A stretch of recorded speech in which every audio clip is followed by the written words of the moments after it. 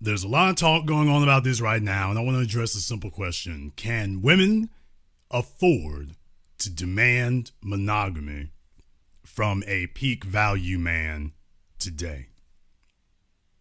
Not do women want it, not do they tell themselves they want it. Can they afford to have it? Can they afford to demand it? Spoiler alert, no they can't. Let's go ahead and start from the top here. I have a few articles I want to go over here first, really quickly. We're not going to spend a ton of time on that, but a few articles that I want to go over here very quickly.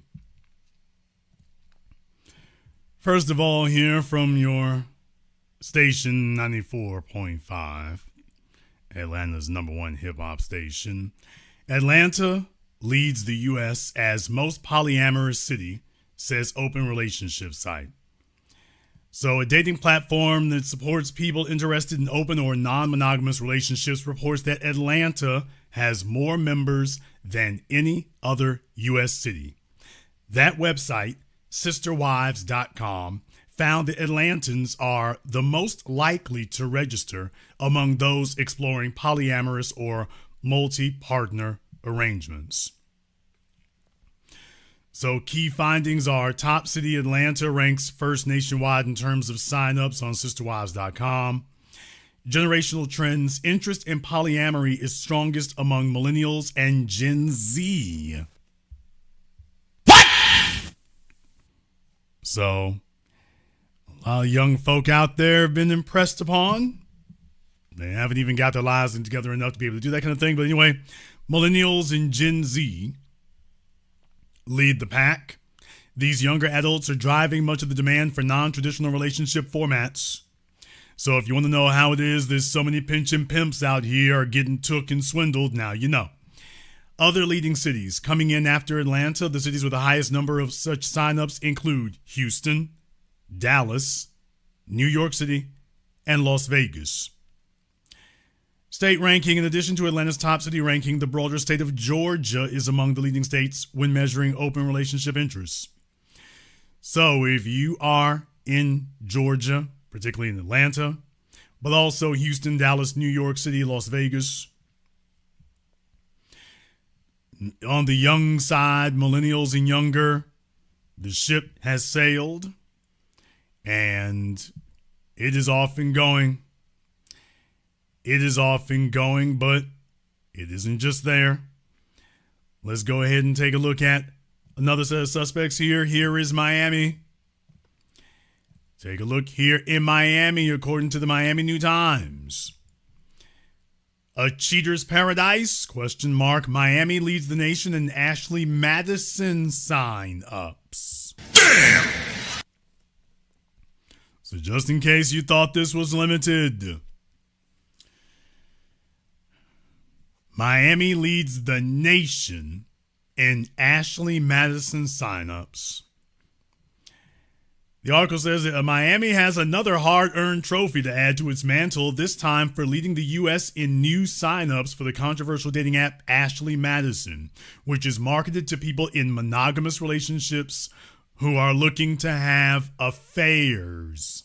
So I guess between them and OnlyFans, we'll have our math together. The 305s, or 304s, what? Lustful reputation is well established. Ashley Madison named Miami its capital for winter affairs last year. That would have been 2024. So the accolades shouldn't come as a total shock, especially considering that Florida also ranks high for overall interest in non-monogamous relationships. So Miami comes at the top there, but by the way, and we'll come to that here in just a few moments,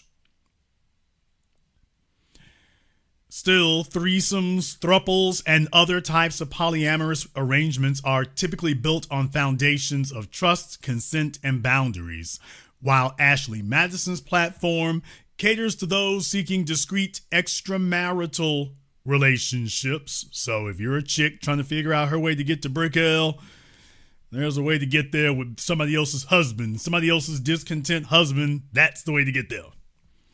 If you're asking yourself, quote, wait, that Ashley Madison, the one with the massive data breach that exposed his members to their unsuspecting spouses, the answer is yes. In 2015, hackers breached Ashley Madison's database and exposed the names, logins, and payment details of around 32 million users. Apparently, that didn't kill demand for the app. It's been over a decade. Neither did the explosive 2024 Netflix documentary Ashley Madison's Sex, Lies, and Scandals. In the last decade, the app's user base grew from 40 to 80 million. What's the appeal of extracurriculars in Miami other than the beaches, restaurants, nightclubs, and a general appreciation of hedonism? In a 2024 interview with the New Times, Paul Keeble, Ashley Madison's chief strategy officer, said, quote, there's a much younger demographic in Miami, and we've seen a significant increase in Gen Z joining the app. They're actually the largest member group joining in 2024 America, which is fascinating given people assume it's older people. When you take a look at the young, you can tell where the future is going. Miami wasn't the only Florida city to make the top 10 list of aspiring cheaters. Orlando came in at number 2 and Tampa in 10th. Go Central Florida. Rounding out the top 5 were St. Louis, Missouri, Cincinnati, Ohio, and Minneapolis, Minnesota. Hey, y'all, the Midwest. Yes, just in case you thought the Midwest was safe. Oh, it ain't safe. With stats like these, maybe Miami really is a great place to be single after all. Well, who do you think's sleeping with the married people? Who do you think is doing that? So if you tell yourself you're safe, you're fooling yourself tremendously there.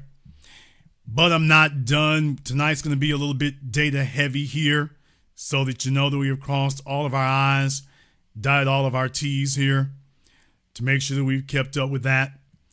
I want to show you the next thing here, which is going to be the article that we had just mentioned, because what they were talking about here before, about whether or not that applies, I think that's kind of important here, whether or not that applies, because I wanted to show you what they were telling you about the other part of it, just in case you thought that this was limited to just one place. For the whole state of Florida there, looking for a third, Florida ranks high for interest in polyamory. Polyamorous and ethically non-monogamous relationships are consensual partnerships of 3 or more individuals. So what they say here, searching for a third, you aren't alone. According to a recent survey, Florida ranks high on the list of states interested in polyamory and open relationships. So let's hear for the snowbirds and for all the folks moving down to Florida. Folks have been moving down there left, right, and center. Now you know who's coming. The study comes from the non-monogamous dating app Sister Wives. That's right. I'm connecting all these dots for you. From Atlanta to Florida. Sister Wives, which analyzed internal and Google search data to rank states' curiosity about polyamorous relationships. Florida ranked 3rd in the nation, just behind Texas and California. Polyamorous and ethically non-monogamous relationships are consensual partnerships of 3 or more individuals and can include couples looking for temporary threesomes, thruples, 3 people in the committed relationship, quuples, 4 people in a committed relationship. Damn! And other permutations, look it up, and other variations of relationships comprising more than 2. As impressive as the Sister Wives statistic might sound, the Sunshine State's high placement might have something to do with population density. California, Texas, and Florida are the 3 most populous states in the country. Still, according to a survey by YouGov, interest in these types of relationships is rising nationwide, with around 3 in 10 Americans claiming that their ideal partnership is at least somewhat non-monogamous. A 2023 survey by Pew Research suggests this extends to wedded bliss, with about half of adults under age 30 saying they found open marriages acceptable. You can see some more articles down here. Miami is one of the most sex-curious cities in the U.S. Where to meet a sugar daddy in Miami? Most popular OnlyFans models in Miami. So, yes, sir. If you thought you were safe out there, you got another thought coming. You've got entire states now where this is what it is. And by the way, if you notice from these things here, places like Florida, Houston, Dallas, New York, these are your biggest and richest cities in the country. As far as people who are not blue bloods and got, multi-generational wealth. For all of the newly affluent people, for everyone who is first generation affluent, much less first generation rich, first generation millionaires, that's basically a rundown of their cities. Miami, Houston, Dallas, Orlando, Tampa, Miami, New York. Guilty spark, fall of an empire. I'm not so sure about that. I don't know why you would phrase it that way. Fall of an empire. Is that what it is, or is this actually a reorganization? You see, reality and truth shocks and frightens a lot of people. People being honest with you about what it is they actually want and then acting on it frightens a lot of people. Understand something. Most fellas would rather get cheated on than have their female tell them that he's not the best. She doesn't think that he's the best she can do, and she wants to keep her options open. Most guys would rather be lied to. What do those songs say? Keep it on the low. If you're cheating on me, I don't want to know. Most guys would like to stay there. However, there's a growing number who don't want that to be the way that is. Hiding from reality is not going to make it any easier. I mean, I guess it makes it easier to ignore the front end. Trust me, you'll be wishing you hadn't on the back end. Moving along here, of course, I can't leave out New York. Can't leave out New York.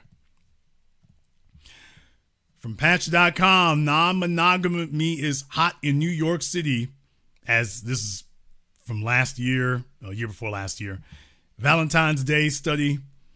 A sizable population, 38% of New York singles have been in a consensually non-monogamous relationship. Damn! You want to know about the STD rate and every damn thing else in New York City? If you want to know if you think it's a Friday night, fellas, do you know where your chick is? If she lives in New York City, I got a pretty good idea where she at. If she's not with you, got a pretty idea where she's at. She's not sitting at home sleeping. This percentage of open New Yorkers is higher than the national average. And while monogamy still rules when it comes to the majority of romantic relationships in America, nearly 1/3 of singles have had a non-monogamous relationship, the study states. Singles in America is an annual study funded by Match and conducted by Dynata. Here are the percentages of singles in each city who have had consensually non-monogamous relationships according to data obtained by Patch. Let me go ahead and throw this up on you all's screen so you can see it. Chicago, 35%. Dallas, 29%. Los Angeles, 32%. New York City, 38%. Philadelphia, 35%. Past openness to open relationships, swinging and polyamory doesn't mean New Yorkers and others don't want traditional monogamy. So I'm going to come back to what this means here in just a few moments. I'll come back to what this means in just a few moments.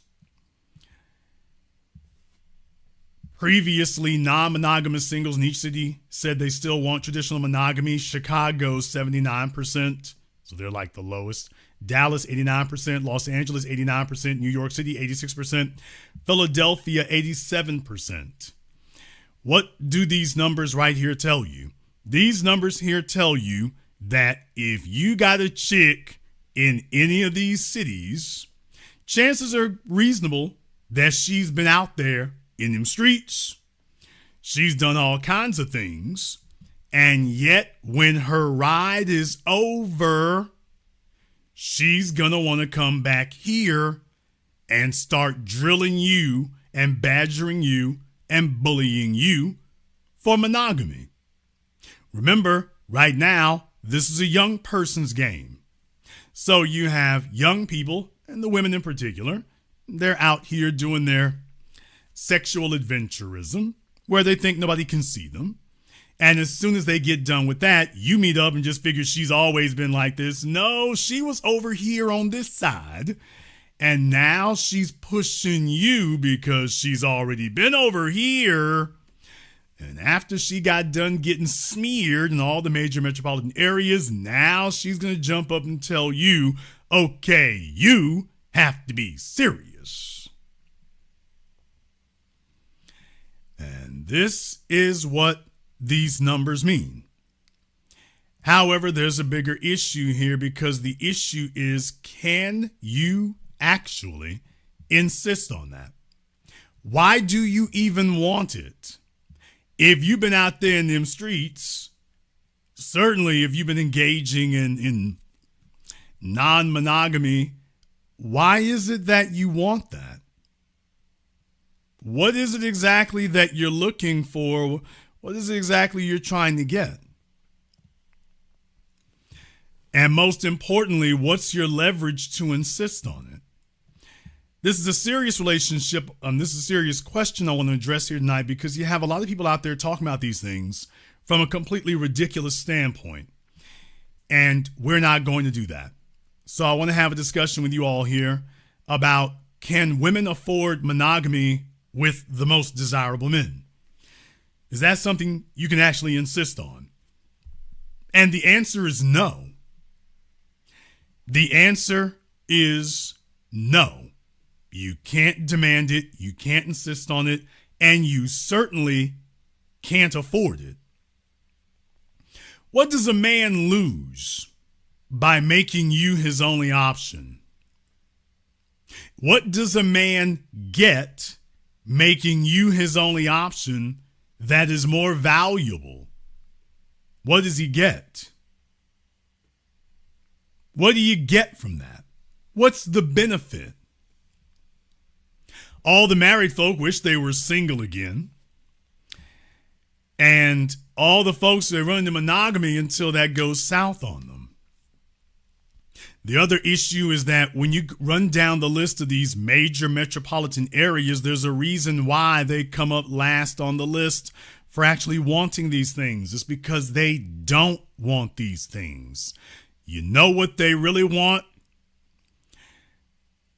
What they really want is this right here. They really want this.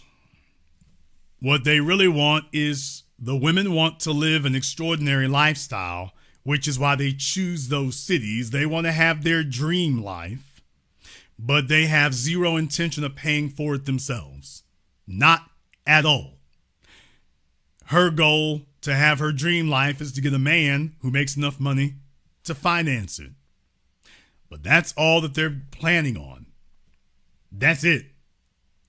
So I've warned men for years and years now, when a woman tells you that she wants to drive a G-Wagon, she's not joking, fellas. She really, literally means, I want to have a G-Wagon.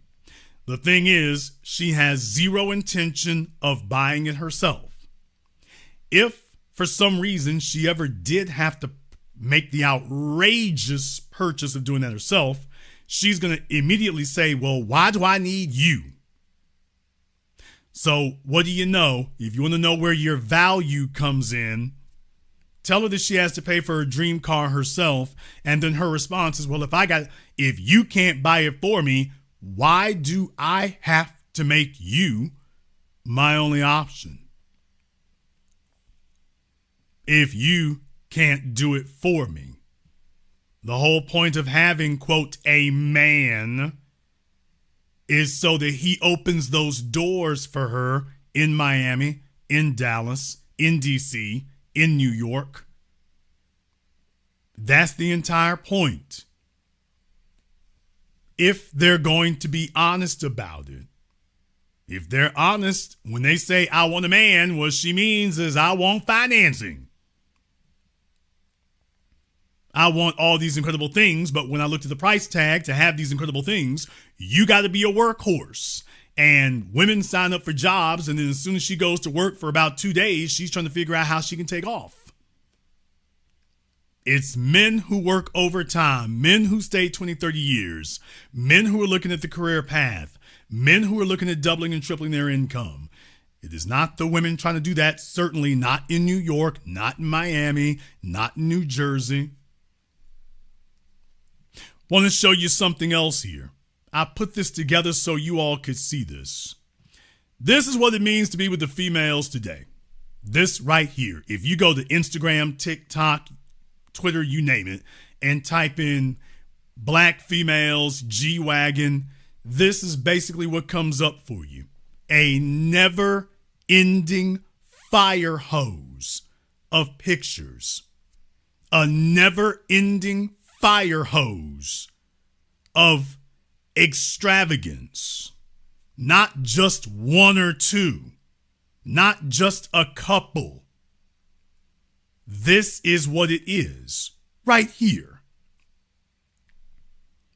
She doesn't just want a car. She's like, I can get myself a car. If you want me to be exclusive to you, I've got to have extraordinary. Fellas, when you see this many pictures, this isn't just social media influencers here. This is the female voice. You fellas, you know I've done this several times. When you go into the comment sections, you can click on any of these videos. When you go into the comment section, you've got thousands of females talking about, yes, manifest my dream car. It will be done. Amen, Father. You have a nonstop stream of not dozens, not hundreds, thousands. I want to suggest to the fellas another thing here. For the majority of the men listening to me right now, your woman has never had this conversation with you. You live in Miami. You live in New York. You live in Atlanta. You live in Dallas, Los Angeles, San Diego, Seattle. And your woman has never had the dream car conversation with you. Are you really telling yourself that she doesn't really mean it? That that's not really what she wants? If you saw her in this comment section, would you still tell yourself, she doesn't really want that? I mean, she thinks it would be nice, but she doesn't really want it.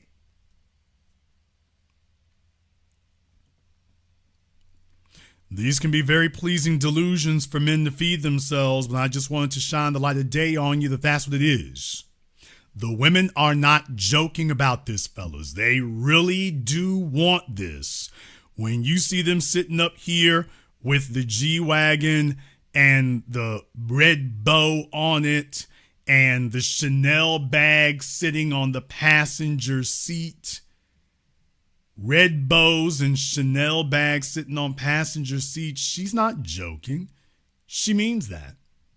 She's serious. She really, and by the way, when you got little children sitting in these things, this is the women saying that, oh no, this is the culture. This is the life. When you got like this, all of them wanting to be surprised. So, it gets opened in the box like this. A woman's not going to buy this in the boxes. I want to have this, and I want a man to do all the work to acquire it. The next question becomes, ma'am, how much is this worth to you? Now, these are questions that Most men are terrified to ask and will not actually ask it. Because you know that once you open this Pandora's box, it doesn't stop here. Fellas, you need to ask your chick if she really means this. I relayed this story to you all from the rapper slash pimp Sugar Free, who got in the game through his uncle. Because his uncle saw that the girls at the school were digging him. And he said to him, he said, come here, boy, let me ask you something. Any of them little gals you dealing with, any of them ever say that they would do anything for you? He said, yeah. All of them said that. And Unc told him, some of them meant it. Some of them really mean that. I think the men would do themselves a very tremendous favor that when you sit up here and ask these questions, do yourself a favor and get some answers. Troll baby, that's a good observation. As a matter of fact, when I open up Zoom, I might have you call up so we can chop it up. I might. That's a very good observation. Why do you think that is? Fellas, you need to find out if they really mean this. Because you know when your woman really means something, you need to look in her eyes and see, does she really mean that? Okay, if she really means that, and she has not let this go, you think that she's not going to say that she owes herself to have that experience? Even if it means without you, even if it means outside of you, you think that means, you really think she's telling herself, I don't have to have that. That having you, because here's what fellas want to believe. You want to believe that having you compensates for her not having this? Fellas, is that what you're telling yourselves? That having you compensates for not having what she's dreamt about? That she should be all right without that because after all, baby, you got me. Nigga, please.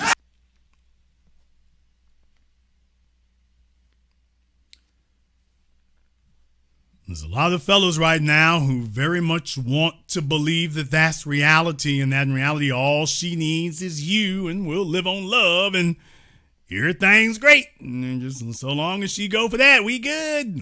Okay.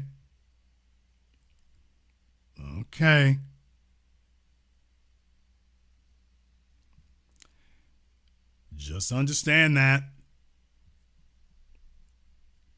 In the chat room, Janky Red, I'm so glad you said that there. We're going to go ahead and have you call up here in just a minute. Very glad you said that.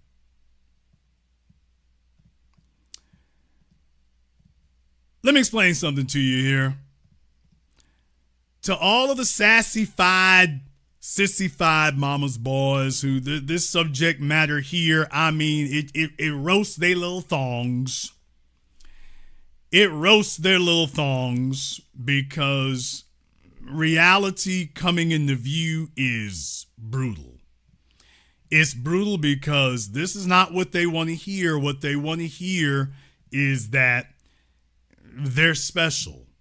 What they want to hear is that you can be average and get above average results. And you have to be very clear about what average is and what above average is today.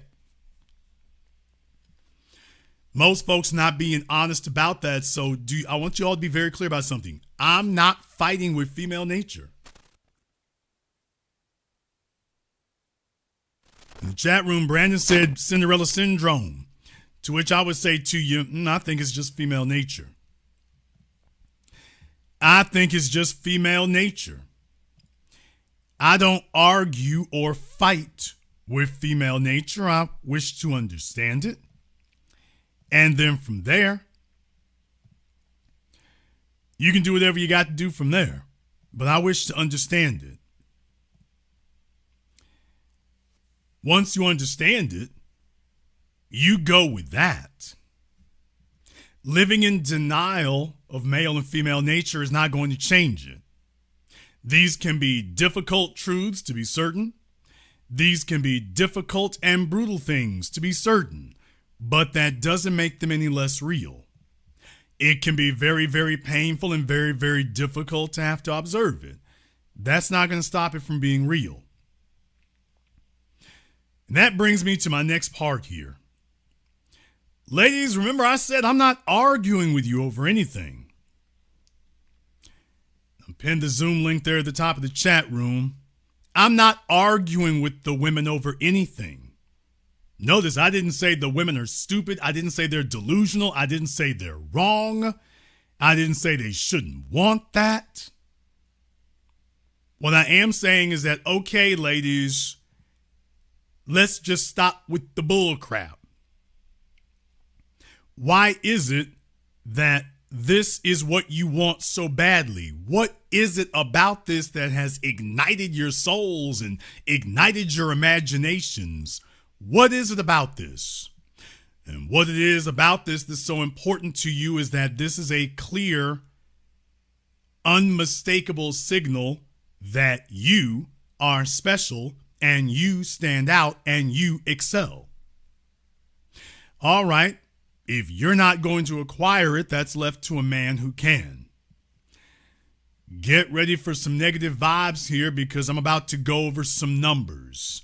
And when I go over these numbers, we will see whether or not you qualify for it and why I say you cannot afford it. By the way, to my man Troll Baby, if you can, if you're able to, give me a holler on Zoom. Go ahead and punch in and give me a holler. Let me go ahead over here on Zoom right quick. I think we have Janky Red here on Zoom with us. I think we do. I'm not certain. Let me see if I see him. There you go, Janky Red. Yes, sir. You want to weigh in with us here tonight? You hear me? Okay, sir. Your those earphones sound like you're about 20 feet away. Please be careful. I don't want you to have an accident.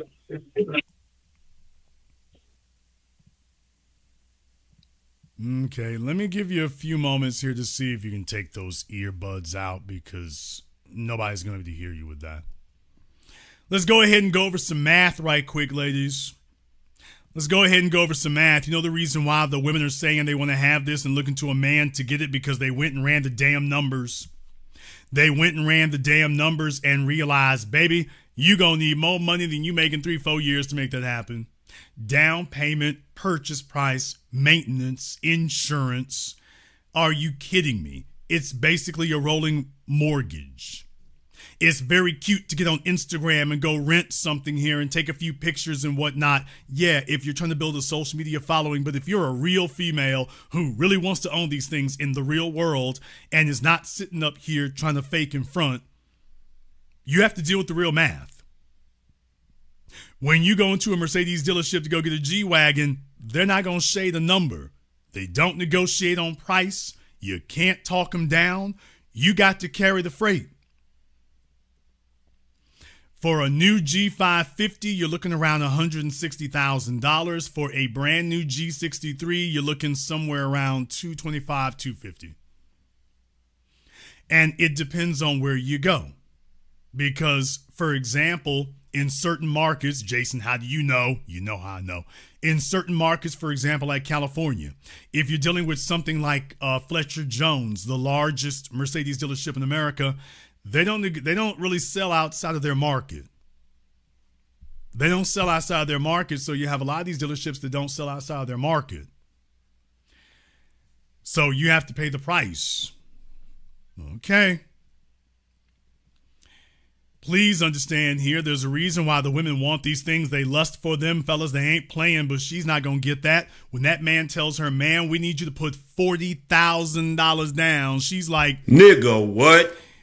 Yeah. And he ain't joking. If you can't afford that, please leave the premises. We do not cater to window shoppers. When them folks tell her, when your chick talk about getting one of these, I'm telling you why she's not going to get it. They're going to tell her she has to put $40,000 down. Ma'am, would you like to do that by check or wire transfer? And they prefer wire transfer. They'll have all that set up for you when you get there. Yeah, you're going to have to put about $40,000 down. This is with you qualifying for financing. So whether you go through a bank, it's going to be difficult to get a credit union to finance one. But if you're going through a bank or something like that, it's like, okay, you got to have all your ducks lined up. That means you had to prepare years in advance. So she can have this fantasy. She can have this dream. She can have this Instagram, daydreaming if she wants to here. But daydreaming stops at the bank. Now, on top of that, I'm just letting you know your monthly note is going to be somewhere between $3,600 and $4,600 a month. I'm not counting insurance. I'm not counting maintenance. You're going to be paying somewhere, put the $40,000 down, and you're going to be paying somewhere between $3,600 and $4,600 a month. So after you pay the $40,000 down, you're still going to have to pay about $40,000 a year. On top of that, plus insurance, plus maintenance. And anybody who has ever had to deal with Mercedes A service and B service, when you get into the world of G-Wagons and my box, it's easily 3 or 4 times what you have to pay for your regular Mercedes service. She ain't gonna do this. She's not gonna do this. Not at all.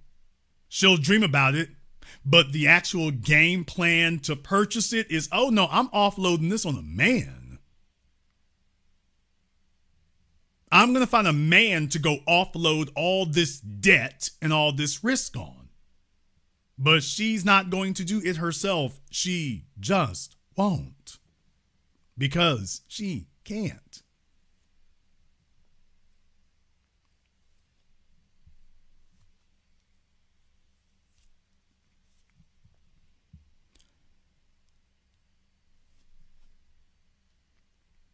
That brings me to the ladies here, to the women out here.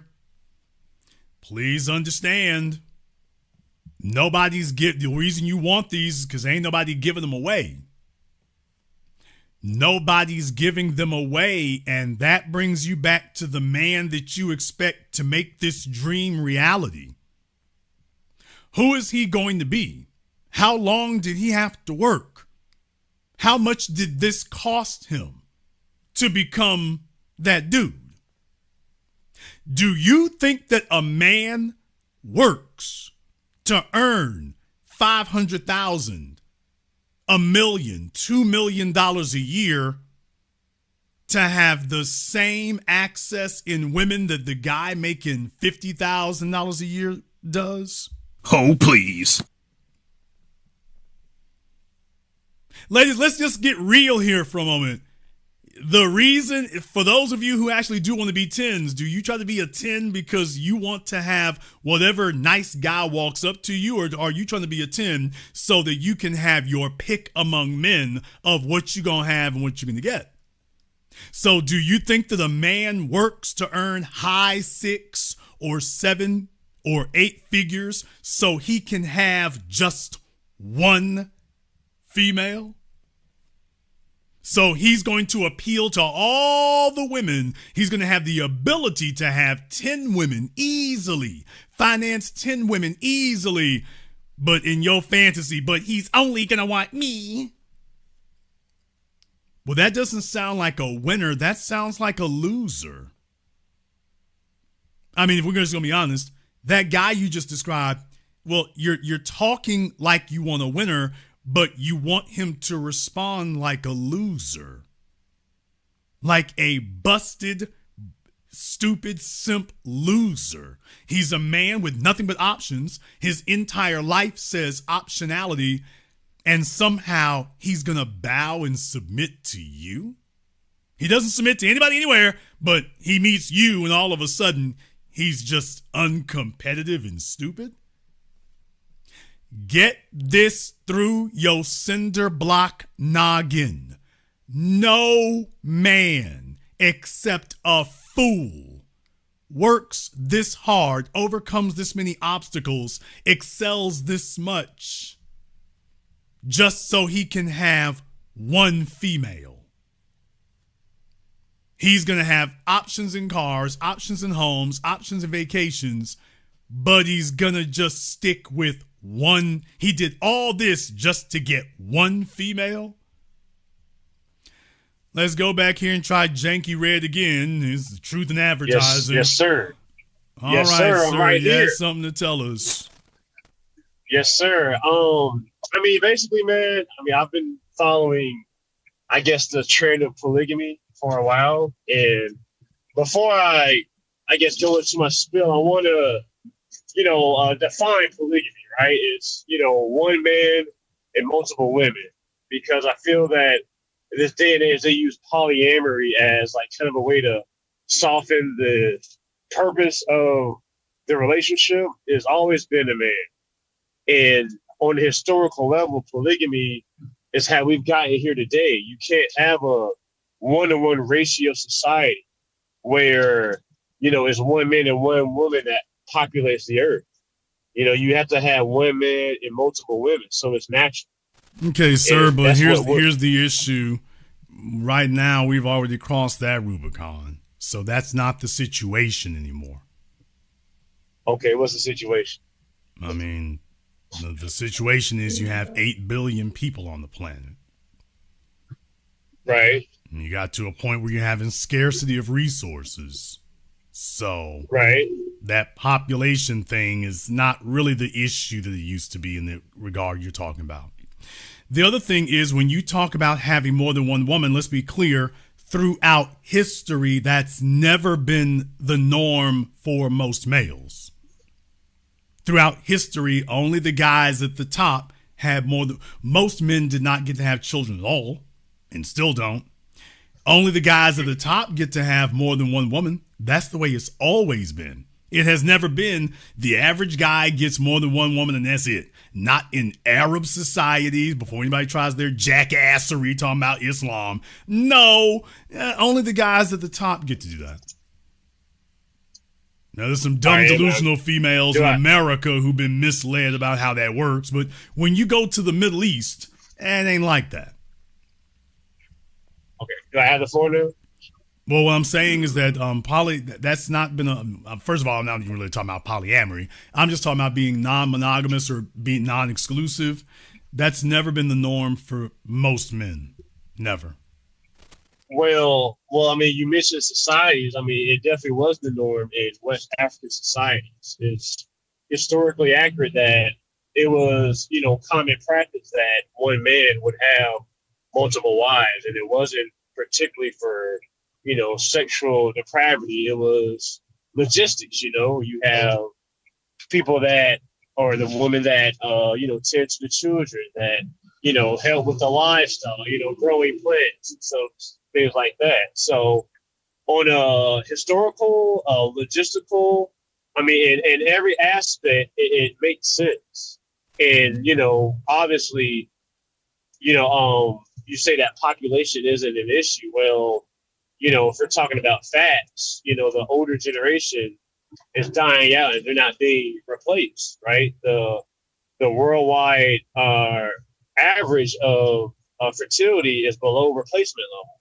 So that's why these articles that you presented have even come to fruition, because it's a valid issue.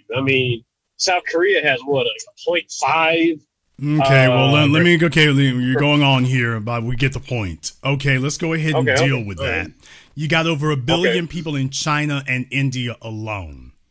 What you're seeing is not so much depopulation so much as it is population equilibrium, which is what you need. There's only a certain number that you need until you get to maintenance. You don't need 1 billion people. The planet is limited. In the words of Thanos, You have limited resources. You have a limited planet. You have limited fresh water. New York City is grossly overpopulated. So while this might work out for the privileged few who've created a system of capitalism that depends upon the mass number of the poor as much as the rich, and they don't care if they trash all the resources everywhere because they're only concerned about themselves, looking at you, Elon Musk. If you're actually looking at society and humanity, we don't need 8 billion people.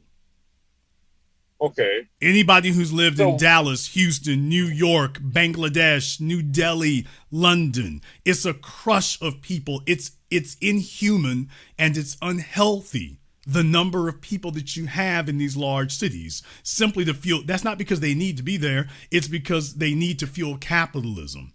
So these places would be paradise with about a third of the population.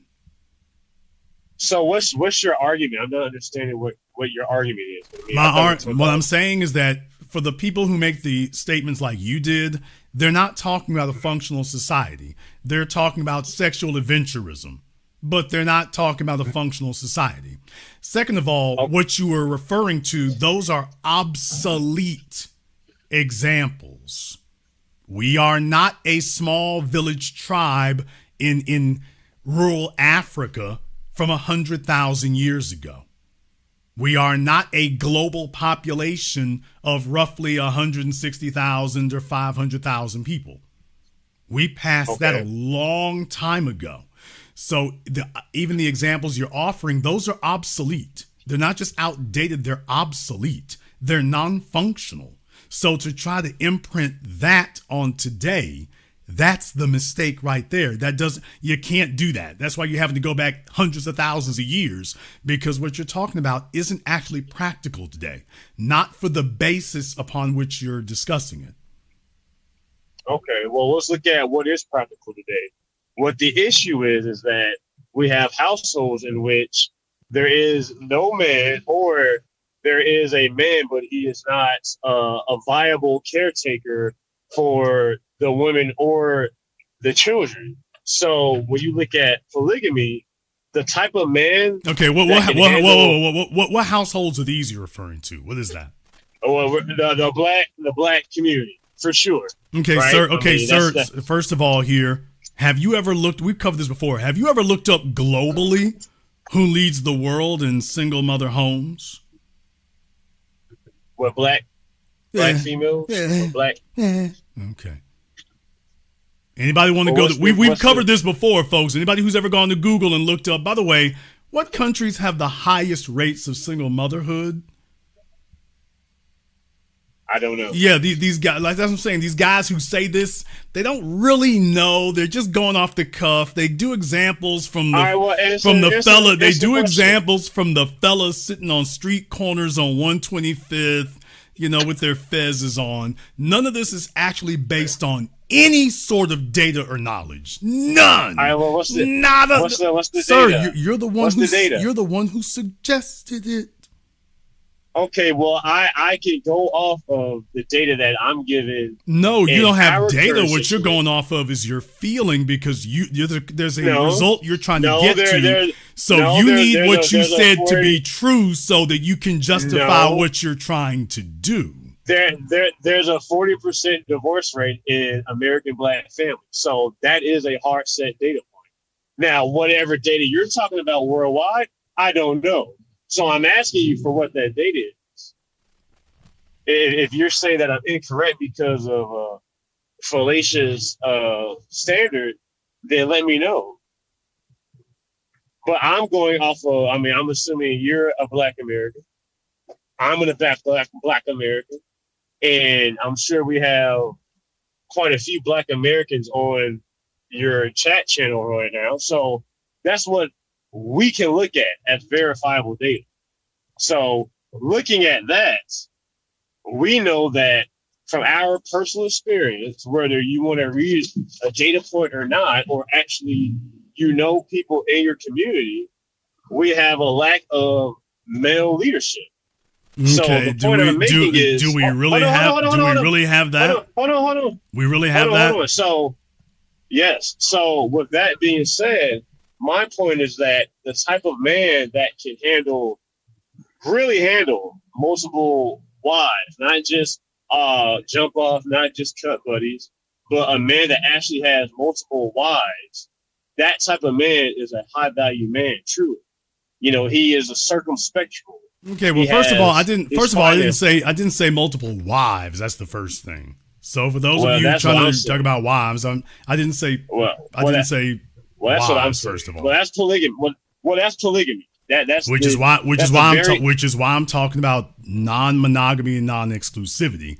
So that's the first thing. I'm not talking about multiple wives, but the real problem is the fellas talking about defending multiple wives. They can't take care of one female and see to one stable legacy, which is the whole point of having a wife, is to facilitate a stable legacy.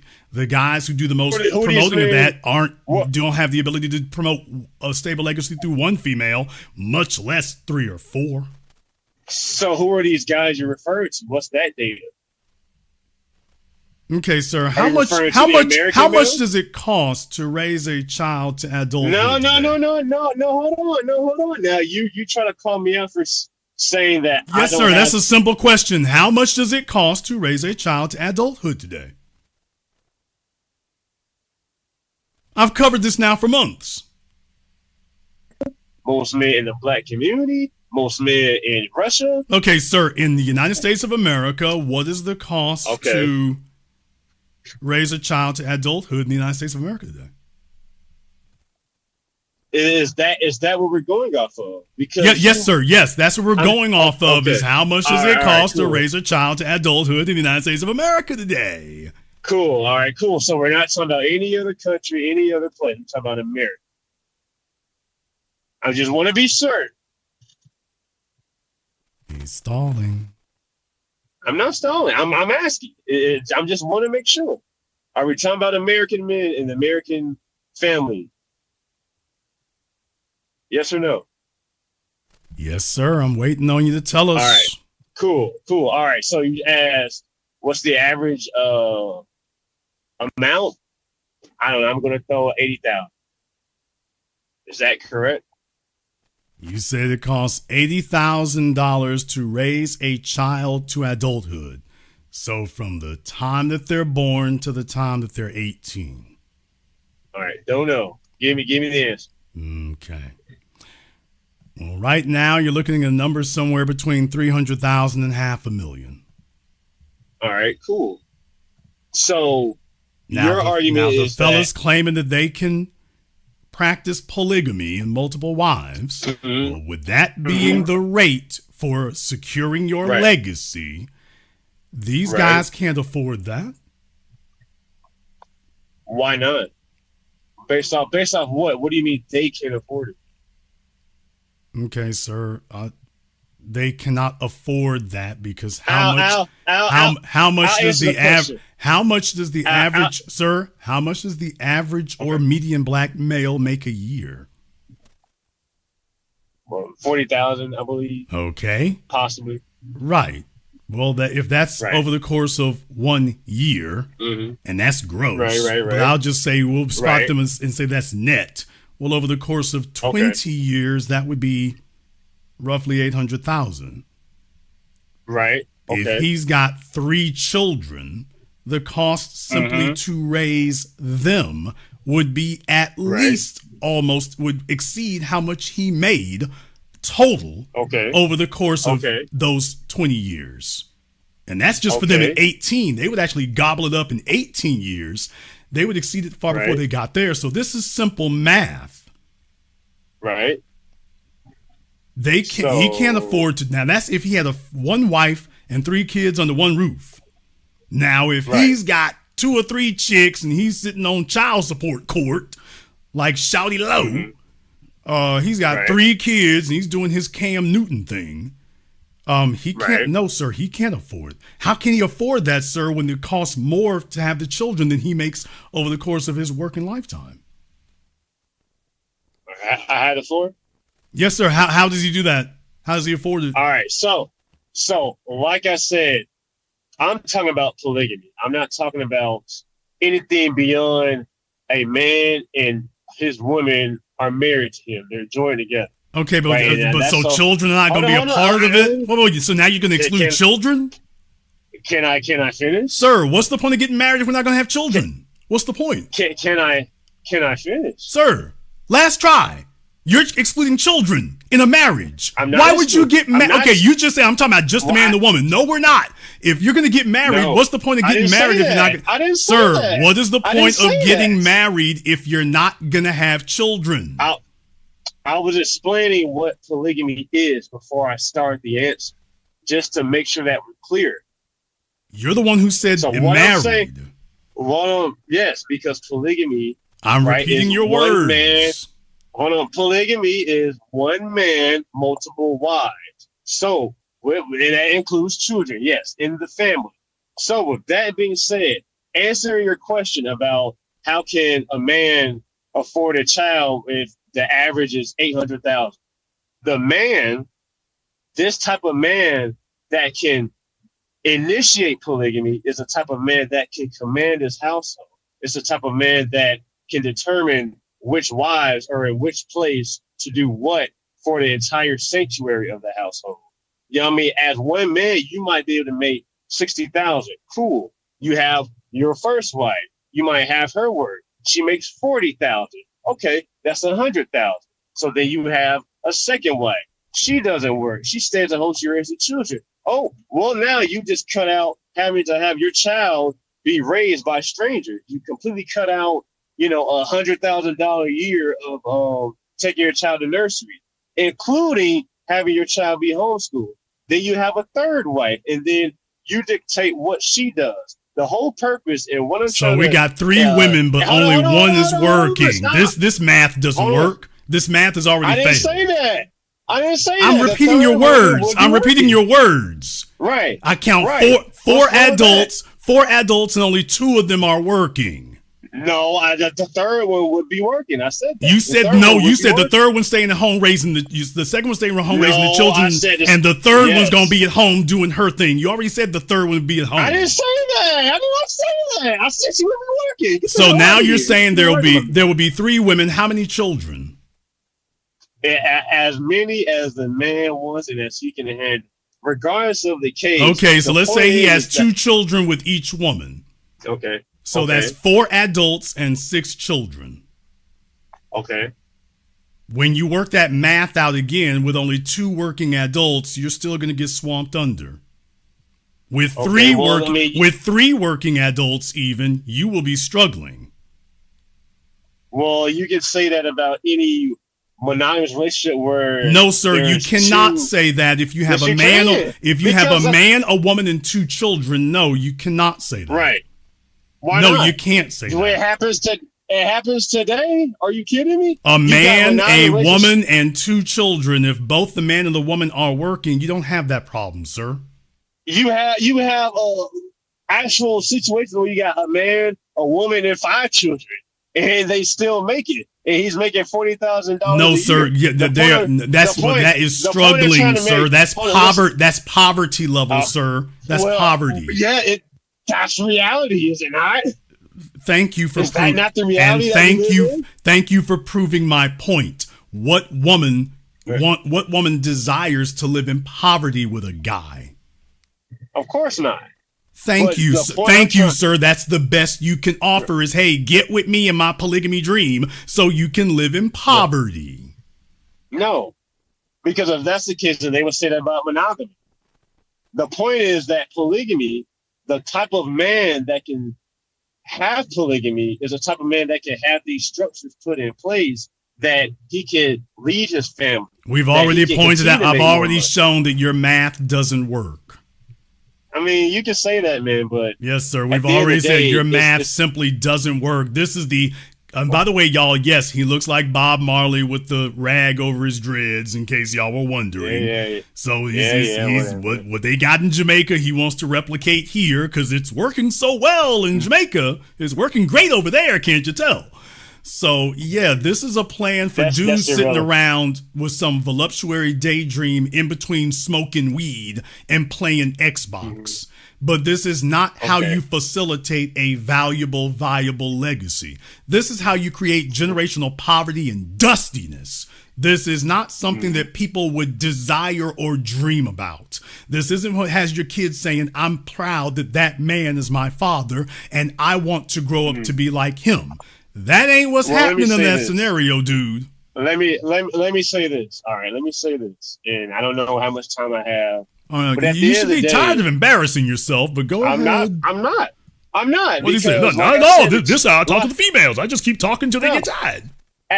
Hey, at the end of the day, man, polygamy is a God-given right. It is in the Bible. It is how we got here. Okay, so we're going by the Bible now. So the Bible makes the rules now, right? So the Bible makes the rules now, right? Of course it does.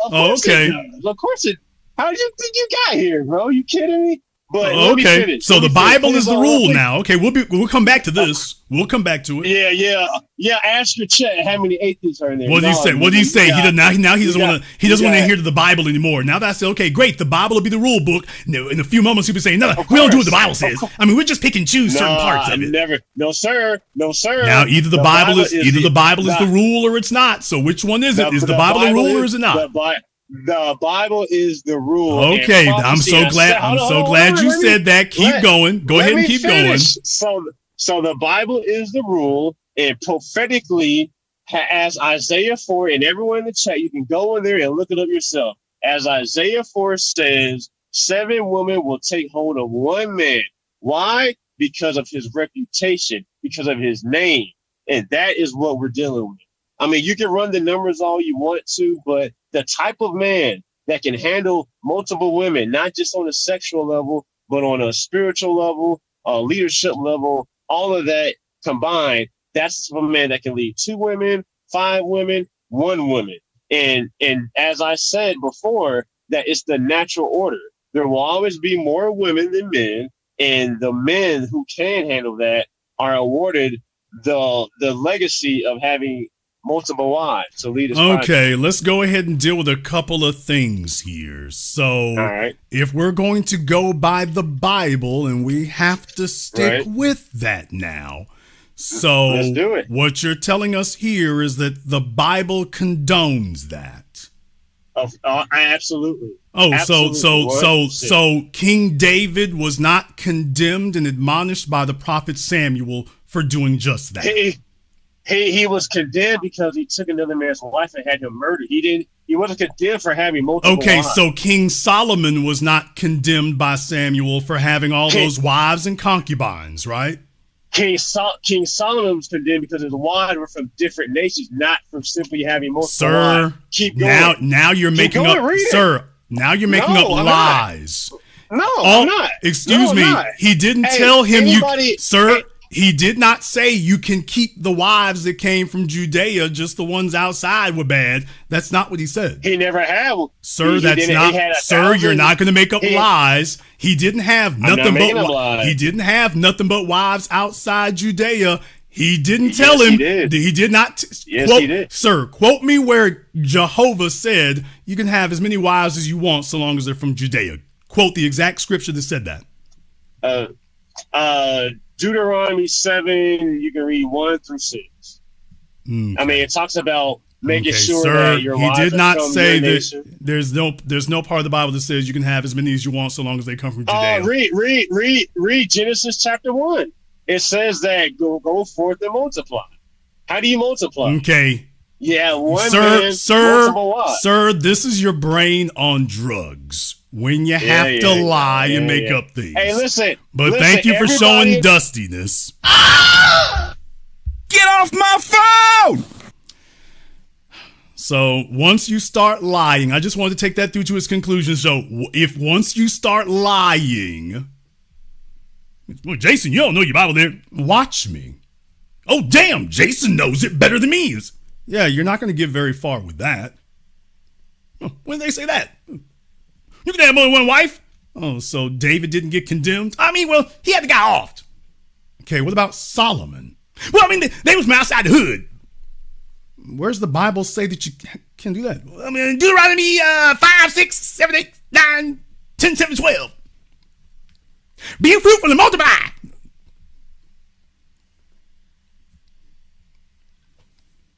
By the way, one more thing, the next time somebody tries to bring up to you saying that the Bible said that women shall cling, 3 and 4 women shall cling to one man and say that I wish to be called by your name.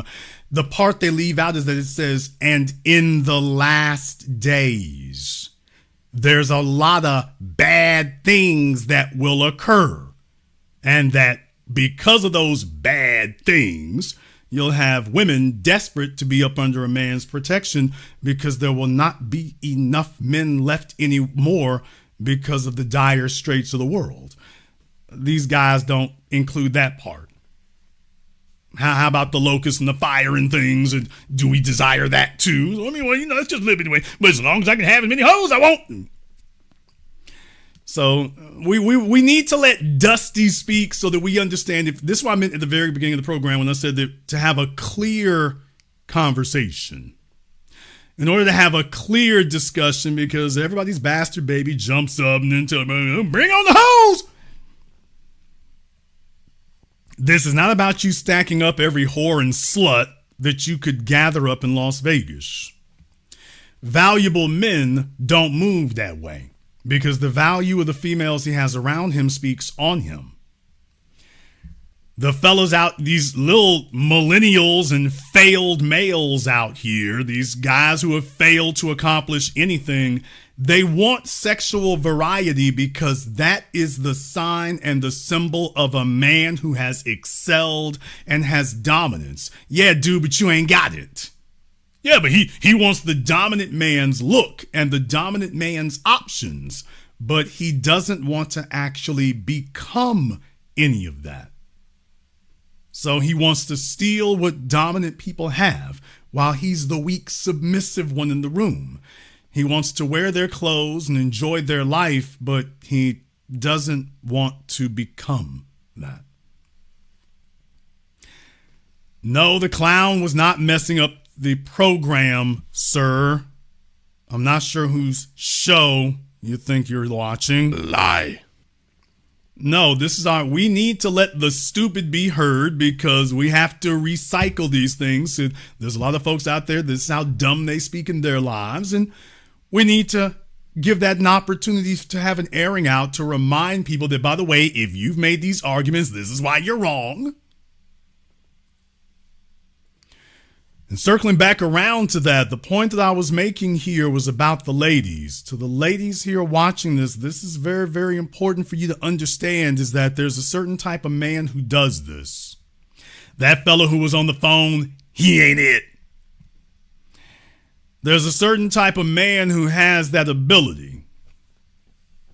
There's a certain type of man who has that ability. And as a result, that man is going to have options. So ladies, you have to ask yourself, can you afford a man who's got those kind of options? Because you would have to be his everything. To the ladies in here telling themselves that they have the ability to insist on being a man's only option, please take off all of your clothing, stand in front of a full-length mirror, and then tell me, are you everything that a man with that type of capacity and optionality would desire? Are you everything? Ladies, I want you to go ahead and listen to Felicia Rashad speak as Claire Huxtable. I want you to go listen to your newscasters on national news and hear how they speak and how they represent the corporation. And then I want you to record yourself saying those exact same sentences. And if you are not identical to the way you heard Felicia Rashad and all these other women speak, if you're not identical to that, but you want a man making 7 and 8 figures to float your life, now you ain't even a third of what he needs answering that phone. You want to answer the phone representing Funky Finger Productions. But you want corporate CEO life, and yet when somebody talks on the phone, you sound like the housekeeper. You sound like the help. You don't sound like Mrs. Co-CEO. A lot of y'all are from New York. Diction is trash. Articulation is pathetic. And yet, You want a man who everything is in place, okay, and you lacking at everything. So you are a fifth of what he needs, but you want him to be everything above and beyond and have capacity to be everything for 5 or 6 women and just dump all that excess on just little old you, and yet you are not his everything. Go record yourself speaking for about 2 minutes. Go turn on the news, turn on a female newscaster from national news, not local, national news. Turn on CNN, bypass MS Now, slow former MSNBC. Turn on CBS at 5 in the morning. They have a bunch of mulatto females on there, but them, ABC, even Lindsay Davis. You know I got issues with Lindsay Davis. I ain't never gonna let you go by that cheerleader thing, Lindsay. Never. The beef is on for life. But in any case, you go turn on Lindsay Davis and listen to her speak, baby. If you do not match her word for word, syllable for syllable, diction for diction, articulation for articulation, not I'm a close approximate. If you cannot match her blow for blow, you're not everything. You're not. If it's the folk down at the trap house or the crack house who think you talk white because you sound like Trina from in Trick Daddy, it's like, okay. We got chicks in here sound like Glorilla talking about folks in the neighborhood think I sound white. Oh, please. In here talking like Cardi B, talking, folks in the neighborhood think I sound white. Your neighborhood is full of brain damaged junkies. That's the neighborhood.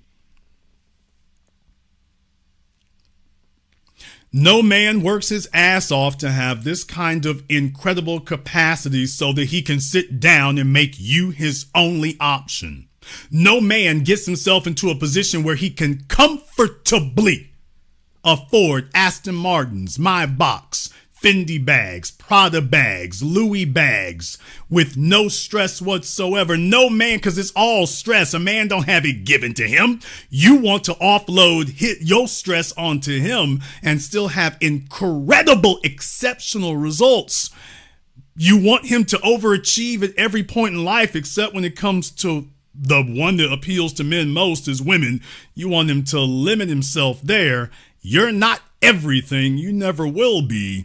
But he needs to pretend that you are. When you look in the mirror, you ain't world class. When you pick up a phone and speak, you're not world class. When you walk in a pair of heels, you're not world class. But you want these men to deliver you a world class life because your efforts could never produce it. But you don't want to be equal to what he brings. So you just want to get out here and shortchange people. And this is why you sitting there watching Instagram. And this chick, by the way, her name is Nigerian Wifey. So the Nigerian scamming, because everything you see on this page right here is a scam. It's all a lie. And that's where you end up being, because the fellow who can actually deliver it, baby, he's driving down 85. He's driving down 95. He's driving down the FDR. He's driving down Hudson Parkway. He's driving down Ocean. He's driving down Pacific Highway. He's driving in something that costs as much as a new house. He's not doing that thinking, boy, I sure do wish I could limit myself to one female. I sure do wish I did all this so I could limit to just one. And by the way, she will not be exceptional. She'll be average. She'll be average with a bloated ego.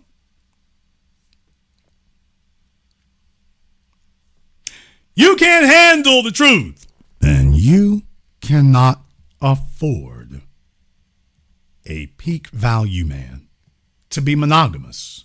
You can have one, but you can't afford it. You can't afford it. You can dream about it.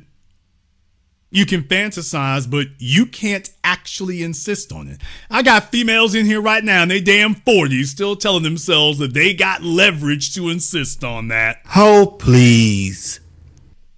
You all know right now, I got females in here listening to me right now. They are in their 40s and 50s and grumbling and mumbling and murmuring beneath their breath that Jason is wrong and stupid, that they can insist on that. Baby, you can go get the old nigga from the Tom Joyner Morning Cruise.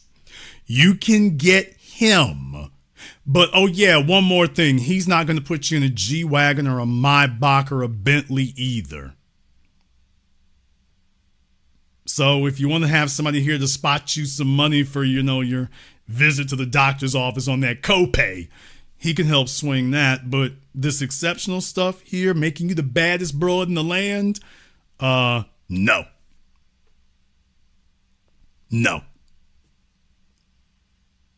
Stop the damn daydreaming.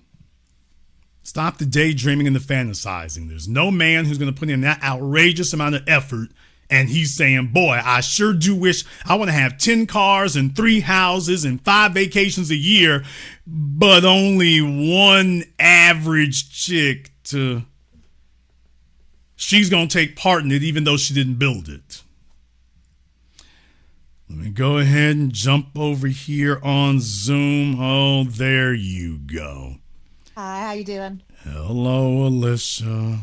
Hi, how are you? Oh, boy, I can't wait to hear where this is going. So I actually had a question. I have a guy friend who I'm not interested in anymore. And he has lots of money and he'll tell me like he has lots of women. And he called me and he complained. He's like, I'm like, I don't understand like why all these women keep calling me. Like they all want my attention and like I'm getting stressed out. Like, what do I do? And I'm like, why would you be stressed out? You had a guy who called you to say that he feels he's getting too much attention from all these women. Yeah. And so he doesn't know, his biology doesn't tell him what to do. And so he's calling you to regale you with his tales of woe about all these tremendous, hello, kitty. And to regale you with his tales of woe. Yeah. Yeah, I was like, why are you complaining to me? I said, you created your own problem, right? Like you if you don't want... Have you slept with him? No, I have not. No. Have you two discussed sleeping together? Be honest. Come on. We have, but... there you go. Found out he was talking to another girl, and we ended up confronting him. All right, that's what I thought it was. So, yeah, he's letting you know that... Well, he's telling you he has other female options, and he's hoping that will engender scarcity and urgency from you. Yeah, I said, I'm sorry, but I don't want to be part of the stable. I don't want to be a part of that. But I don't know why you're coming to me and complaining about this. Why you're complaining to me? Because you said men with that have like they're high value, like don't want a man with options doesn't have female friends. Yeah. So if he's calling you with the friendship talk, that's because he's hoping to wear you down. Yeah, I was like, what advice do you want me to give you? Like, I'm not a psychologist. I'm not a therapist. Like, what am I supposed to say? Like, drop all your other hoes? Drop all your other bitches? I don't know what to tell him. You can just tell him, well, your advice to him is to flip a coin. And for the females he's got, flip a coin and whatever one it lands on. Because the only question would be, well, what was their value? So they can't all be of equal value. So if he's asking what to do, then what you're saying is a dilemma. By definition, a dilemma is a choice between equally appealing options. Yeah. So if they're all of equal value, you have a dilemma. But by definition, if they're not of equal value, then there shouldn't be a dilemma. And I strongly suspect that there actually is not one. He would like to have an avenue to engage in conversation with you in that regard. Yeah, I told him we're done. I said, I don't want to. Clearly, you're not. Clearly, you're not. No. The very fact that he can call you up and engage in that conversation means you are not. Do like high value men ever actually get married? Like, do they actually ever get married or like settle down, or do they just stay bachelors the rest of their lives? This is a very good question that you just asked, Alicia. Now that's Alicia, by the way. It's Alicia, by the way. Okay. Sorry. Alicia. Who cares? Nigga, please. All Yeah. right. All right. In any case here, Alicia. So that's a very good question that you asked. You're asking the question, do producers, high value men, peak value men, top of the line men, do they ever settle down? The short answer is they can. Now, why did I say it like that? Ma'am, valuable men have to be built. You were born with your looks. What he gets that you want about him, he ain't born with that. Right. So it takes a hell of a lot of work to get it. Yeah. The 18 years that you spend going from being a child to being an adult, he's going to have to put in that 18 years after high school. Holy shit. Okay, so what I'm saying is it takes him twice as long and 5 times the effort. Yeah. So Yeah. but what is his goal? See, there's the difference as a female, and baby, we're going to talk about that sweater here in a minute, but as a female, you're used to having male optionality simply because you walked in the room. That was the extent of the labor and effort that you put into it is, oh, well, I made it. I lived and survived to adulthood. I walked in the room. Ta-da, here I am. I wish. Sight unseen, but that's the way it works for women, sight unseen.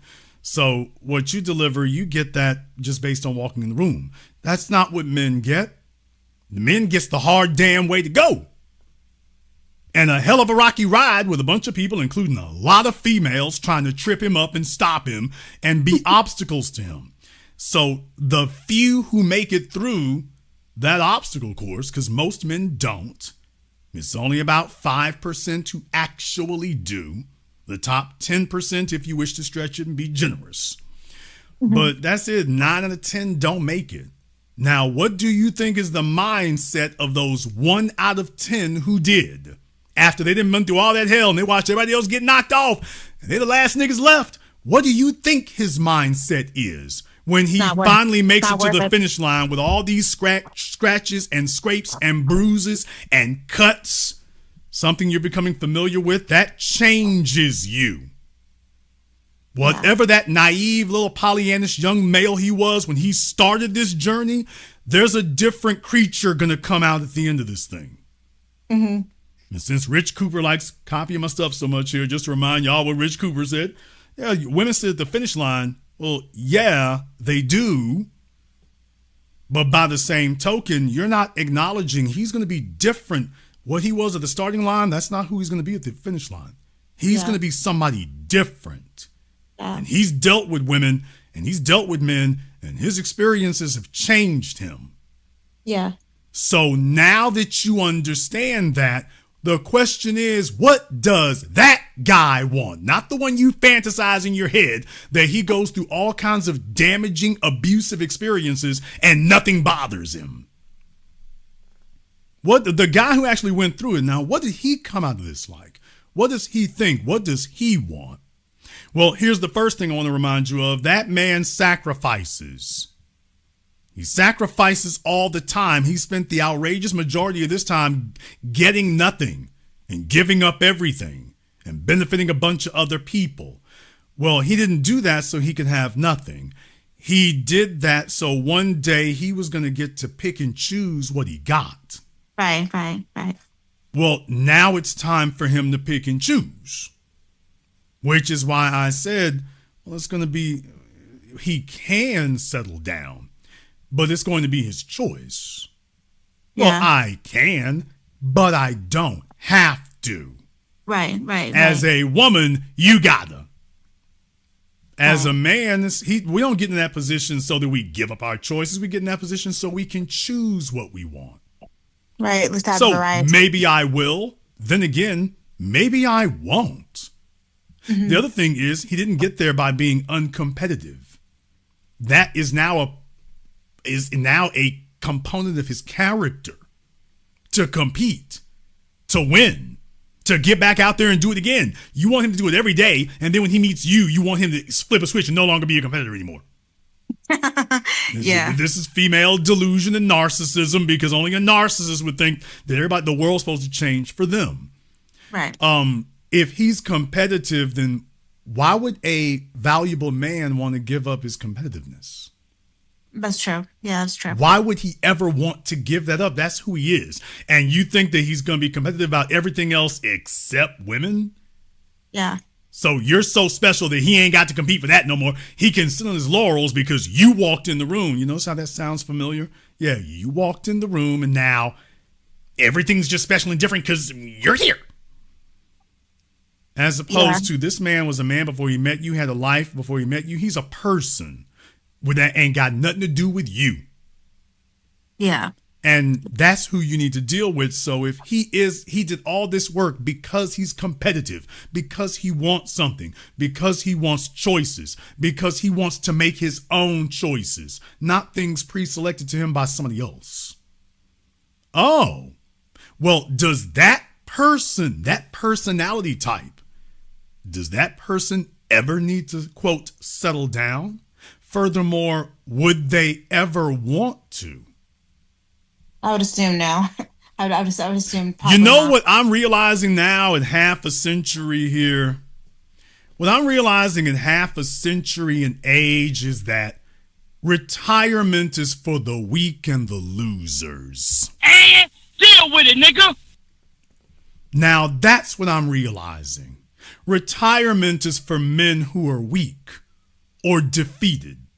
Yes, and I can understand why it would be. Life has been whooping your ass with both feet. You don't really have any significant wins. You waiting to get to a point where you can tap out because you don't actually have the option of stopping these things around you happening. So you waiting for this damn ride to end. A man who's winning, baby, he don't want it to ever end. Mike Tyson is getting ready to jump his old ass back in the ring again with Roy Jones. Roy Jones and Mike Tyson both old as hell, but they're winning. Oh, for real? I didn't know that. Okay, you just heard it. Anyway, the bottom line is take a look at rock stars, movie stars. Everybody else is trying to retire. The ones who are at the top of their game, baby. Tom Cruise literally said he just last year, he wants to keep making movies till he's 100. He said he wants to be 100 years old, still making movies. He ain't joking. Brad Pitt is over 60. Just did the movie F1 with Damson Idris. What, half his damn age? Are you kidding me? Yeah. I think it's so funny when I hear, like, one of my best friends is married. She's like, my husband will never cheat on me. And I'm like, how can you be so sure? How can you be so sure? Your husband is like a top doctor in the Navy. How do you know that for sure? You have no idea. There's no guarantee that he's not going to cheat on you. I think it's hilarious when we'll say that. You know what I mean? I think it's really funny. Okay, well, I mean, it can be in the chat room. They're in there yelling, it's Floyd Mayweather! Jason, it's Floyd Mayweather! My question, my other question was, that. Okay, well, hold your question. Just hold that thought for just a moment. My point is, do you understand the mindset there? Yeah, that's very important for you to get that part, because the problem is that women want to meet a man who's already pre-built, and then after she acquires him, she now says, great, now let me change you. Yeah, I tried that before. It doesn't work. Okay, but my point is, you would never accept, you don't want men doing that to you. No. Especially about the things that make him valuable. The things that attracted him to you, you're like, great, this is what I want. Now that I've got it, let me change it. So this is where men say, okay, when they're not satisfied, and that's what a man wants to keep options for, just in case you decide to pull that little stunt. Yeah. Like, yeah, I like everything around here. Once you get into, okay, now we need to change this up. So, no, you're not leading anything. Mm-hmm. So when a man becomes valuable because he wants options, the same way you did. Same way you did. I mean, I'm not going to lie to you. I'm 35 years old and I still... It's funny. I don't really like dating that much anymore, but I still want to. Yeah, because you've been getting your ass whooped at it. I mean, it's just, come on now. Let's just say, like, if it was working out for you the way you wanted it to, you do this forever. If the guys who came up to you were all what you desired, like you were in high school, if they were all what you desired and all what you were, if all of them fit the bill, you wouldn't be trying to settle down with one. That's why you're in your 30s now. When you were in your 20s, everything was great. That's the way females are. Okay, but then they want men to, when men get into a position where they can finally choose, because you had your fun in your 20s, when the men finally get in that position, you want the men to say, oh, no, don't you do that.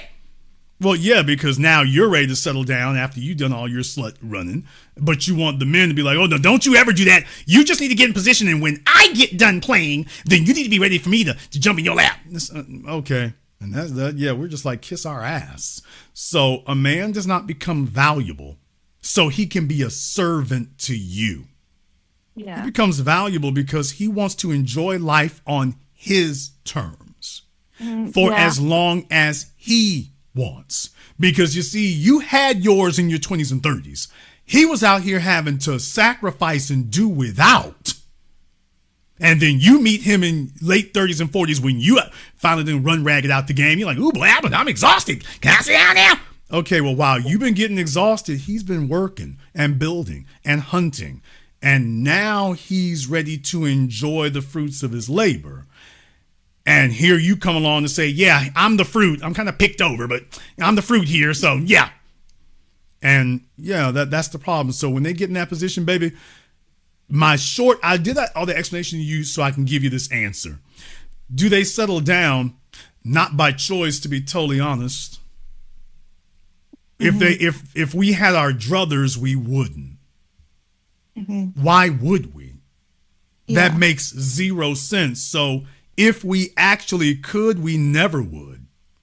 The fellows who settle down first are the least valuable. Yeah. That's just the bottom line. The fellows who settle down first are the least valuable. You mean like when they're young or like? Well, it depends. Okay, depending on the situations there. I mean, if you're marrying, the fat chick, the single mom, if you're marrying, like I said, I mean, I'm just saying she ain't got no leverage. These are guys who take the first thing they can get. Yeah. And so he locks himself down, yes, because what he's exposing is his weakness. He knows he can't really do better. Valuable people can do better. Valuable people can do better, and he's confident of it. So you see, it's the reason you all want a man to settle down is because you're like, okay, come on down here so I can get leverage over you. You're too powerful up there. Get down here so I can put these chains on you. That's the real reason you want that, so that he can submit to you. And what I'm saying is that, yeah, that's why it's valuable. It's valuable because, wow, if I can just land this bird, then, wow, think about all the benefits I'll get if I can land him, because you see, he's accumulating so much power up there. He's powerful when he's free. You want him to come to you where he's no longer going to be accumulating power. Just whatever he got is all he got, and he's going to just leave it with you. Well, yeah, that sounds like a fantastic deal for you. That's a great deal for you now, isn't it? Yeah, what you're not asking is, by the way, is this an equilateral deal for him? And she's like, I don't give a damn. Where's my bag? And yeah, so in reality, valuable men don't. If you really want the ideal scenario, in reality, they don't, because that costs them. That is going to cost him a lot. Yeah, especially there's a reason why Elon Musk is still running the roads, because that's not, that staying at home thing, that family home wifey thing, that doesn't really work. It doesn't. Not if you're going to be the richest man in the world, if you're still going to be competitive. And what do you know? Him and Jeff Bezos didn't walk down the same road. They hate each other, but they're going down the same road. Yeah, that's what it costs. So in reality, valuable men don't. I mean, look at Jeffrey Epstein. He had way too many women. Jeffrey Epstein was a government plant, but in any case, and he didn't have women, he had children. Oh, that's right. Yeah. Okay, so let's not talk silly and don't even bring up his name. Thank you. Yeah. Now, moving right along here, valuable men actually don't. It is either the very fortunate few who, and when idiots go around talking about men marrying early and wealthy families, like, get the hell out of here. They're still on some Rothstein, Rockefeller stuff. Yes, and if Kevin Samuels told you that, he was wrong too. And for men who are self-built, yeah, you got females who got options. That's usually going to be, there's a lot of competition for that. Yeah. But men who are really building, that takes time. That takes time. Yeah. And so you're asking him to give that up. That takes time. So no, valuable men really don't do that. The other thing is, by the way, you want him because he wasn't settled down. You wanted him because he was ultra competitive and out here and doing the damn thing. He was on the road. You saw him when he came through. That was his proof that he was productive. Now what you want is for that to change. Right. So in reality, valuable men really don't do that ideally. Now, Yeah. maybe if he's met the right woman, or he's starting to prioritize having a family over that. And it doesn't mean the same thing for him that it does for you, because you want him to focus on that because, once again, you're trying to get leverage. No, we're just talking about for him doing it for his benefit. Women never think about a man stopping what he's doing for his benefit. You only think of him stopping doing it for yours. Women don't ever say, I want you to slow down so that I can do a bunch of great things for you. Women don't say that's the reason they want men to do it. You want him to slow down, so, oh, great, drop them benefits here, nigger Claus. Not Santa Claus, nigger Claus. And that's the problem right there. So why would a productive man want to settle down? What's the benefit to him? He became his most powerful competing. Settle down for what? To do what? To get what that he's not already getting now? What is he settling down for? Would be my question to you. That's a good point. You know, it's a good point. Like most of the guys that I've seen, like, well, in like the celebrity world, anyways, they usually either have a partner or they get like engaged for the rest of their life, which I think is really stupid. But whatever, that's my opinion. You know. Well, the majority of celebrities do not. Yeah. They just have flash weddings and whatnot because, okay, I guess it'll make headlines. For real people, that's not the way that occurs. For real people, that's not the way that occurs. It isn't. And furthermore, even for those who do, 50% ends in divorce. So once again, congratulations, he's settled down. Yeah. Yeah. Yeah, the other question I had is like, you know how like you talk about this like entitlement stuff of like women wanting cars and bags and all that things. Is this more popular around like younger women or older women? Because for me, like I'm being completely honest with you, like I've always wanted. Here she come. Is I don't need your benefits. Like I have my own money. I have my own Oh, stuff. please. Lie. I mean, I don't know, but I mean, is it more popular around like younger women or like older women? Like, is there a more like a demographic that's more popular among for women? It's popular for all women. Okay. The only reason you're talking silly like this is because you have yet to rest your butt cheeks in a Bentley. That's the only reason you're talking silly. You have not sat in a BMW 7 Series. You have not sat in an S-Class. You have not sat in a Maybach. You haven't done that. So you see, it's very easy for you to talk silly like this because you haven't done it. The first time you do, that'll be the end of that.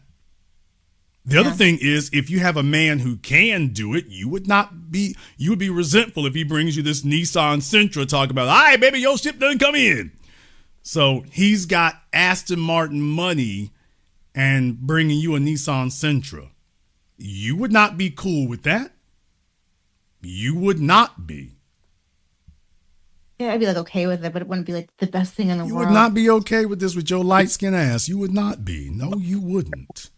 What are you talking about? This is what I mean. We can't have an honest conversation because the females will start lying. And then as soon as she's in the situation, then she gonna bait and switch. The nicest car, if it's even a nice car, was a Dodge SRT, which my ex-boyfriend thought was the shit, and I thought it was a piece of shit because you know how many times that thing broke down? He thought his Dodge SRT was like the greatest thing since like. Well, that was where you ranked at the time. So you're gonna have to get yourself to a situation where you rank above that. You ain't there yet. But the bottom line is, ma'am, take it from somebody who knows, okay? They're not selling G-Wagons for $250,000 because folk don't like it. That's not the way that works. As I said before, if all it is just, well, they just put a price tag on it and then folks just pay it. Okay, if that's the way that works, then Six Flags can charge $200 a ticket too because Disney World does. Right? Yeah, so the only reason Six Flags isn't charging $200 is because they're stupid, not because people ain't gonna pay it. Yeah, people would pay it to go. Six Flags, that's the only mistake you're making. Raise the ticket price. They pay Disney, they'll pay us. Okay. I am paying $6 for Six Flags. The quality of your experience at Disney World is radically different than the quality of your experience at Six Flags. Yeah. Okay. People are paying Disney World those prices because they think that it's worth it. Okay. Mercedes is not charging that. Aston Martin ain't charging it. Bentley's not charging what they do because people get in the cars and don't like it. Yeah, you know what it is? A piece of me is like, am I really worthy of like getting a luxury car? Am I really worthy of having all these nice things? You know what I mean? That's my thing. It's like I don't know. I don't feel like I'm worthy of like. And like, let me tell you something, little girl. With that mindset, you never will be. And deal with it, nigga. Now you just keep saying that. Yeah, that's a And with that mindset, you never will be. And let me tell you right now, you're going to be the bottom of the damn barrel and the low-hanging fruit for niggas who just come through when they come through town. Because your attitude is a reflection on the man. And the outside is a reflection of the inside. So if you are a basic bottom of the barrel broad, then you will look like a basic bottom of the barrel broad and you will have a basic bottom of the barrel man because a winner isn't trying to be basic. I guess what I'm asking is what do you have to do to get to that status? Like, you know, ma'am, you have to, the first thing you have to say is that you are sick and tired of being the way you are and that you are about to become obsessed with elevating. So it really is that simple. How do you quit smoking? You choose to. This morning when you get up, you are not going to reach over those cigarettes. Now, I'm a person, I wear glasses. The first thing you do when you wake up in the morning when you reach for your glasses, it's reflexive. You don't even have to think about it. Smokers are the same way. When they wake up, first thing they do is go reach for their cigarettes. People who wear glasses and smoke, they reach for their cigarettes before they reach for their glasses. That's why I brought up the glasses thing. They reach for their cigarettes before they put in their contacts. So they can't even see the damn pack of cigarettes. They don't have to see it. They can do it with their eyes closed. Okay, so how do you stop a habit that ingrained the day you choose to? When you get tired of being a drug addict, when you get tired of being sloppy, when you get tired of being illiterate, when you get tired of missing out on all these other things, when you, just like you chose to get into this, when you get tired, you will choose to walk out. Because the pain of staying, when it finally outweighs the pain of change. And you ain't there yet. But how does anybody change? When you're more tired of being the way you are than you are the discomfort of changing. So when you look in the mirror and say, this is it, I'm sick of this. Not even one more day. We're done with this. When you say that and you mean it, everything changes. How do men make money? When he looks in his pockets and says, when he has that day where he was broke and says, yeah, this is the last day that's going to happen. We're done with this broke thing. And from there on in, it's a mental and emotional and psychological and physiological shift. He doesn't even have a taste for the Xbox anymore. He doesn't have a taste for hanging out with them no goodniks anymore. He's lost his taste for it. Well, when you get there, it'll do the same thing. When you start becoming obsessed with the benefits of having intelligence and shapely thighs and this, that, and the other, when you get there, that will become your reason for being. Yeah. And that will become what you focus on. Yeah. And by the way, I keep using the word obsessed because it'll take that. You can't accomplish anything momentous unless you obsess on it. Anybody who tells you can is just a lying ass. Yeah. You can't drop a bunch of weight, kick a habit, make $1 million. You can't do that unless you get up and fixate on that from the moment you get up to the moment you go to sleep. Yeah, you can't do it. She's like, you can't obsess over like getting a rich guy. You have to like focus on yourself. Okay, here's the problem. That's not the way that works. You don't get a rich guy any more than you get a pretty girl. You attract them. You have to be what they want. Mm-hmm. So don't focus on becoming the best track star chasing people around. Focus instead on being the finish line that they want to get to. So the type of man you want, stop trying to figure out how to find him. He's already looking for you. Your job is to be his destination, which you're not trying to do because, oh, that's hard. Well, yeah, that's why he wants it. So you see, if you become the destination, they will come to you because they're already looking. So stop trying to find them. Be the destination that they are looking for because they're already looking. I never thought of it that way. Of course not, because that means you have to accept, oh, hell, what do they want? You already know what they want. Ooh, they want a lot. Yeah, do you got that? Not exactly. Okay, well. All right, let me focus on chasing.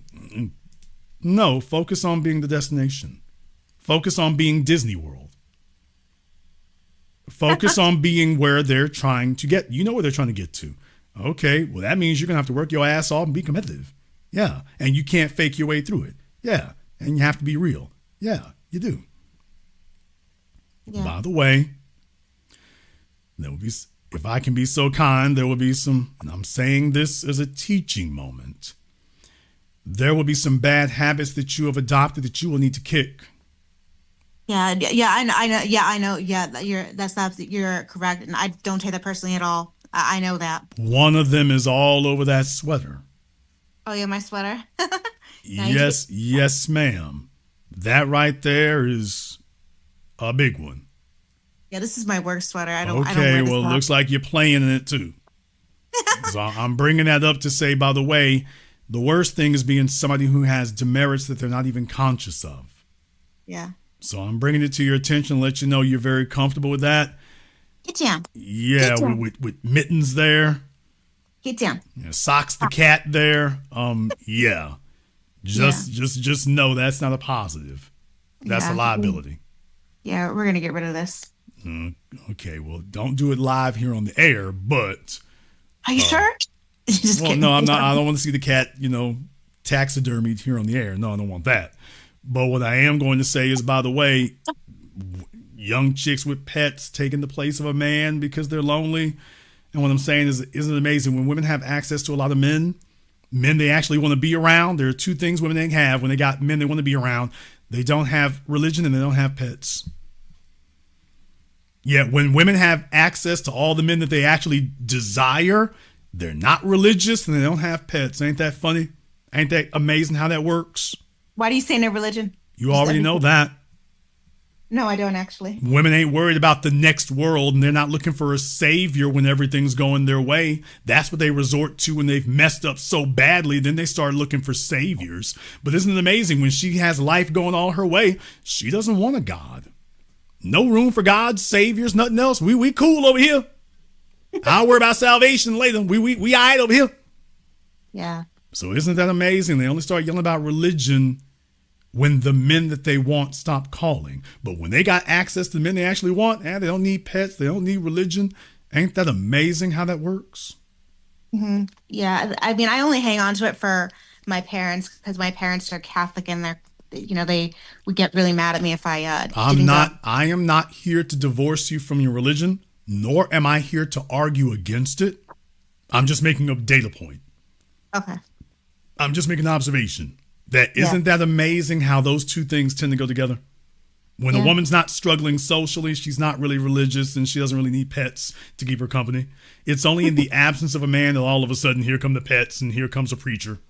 So they get pets and preachers when the men they actually want stop calling. Yeah.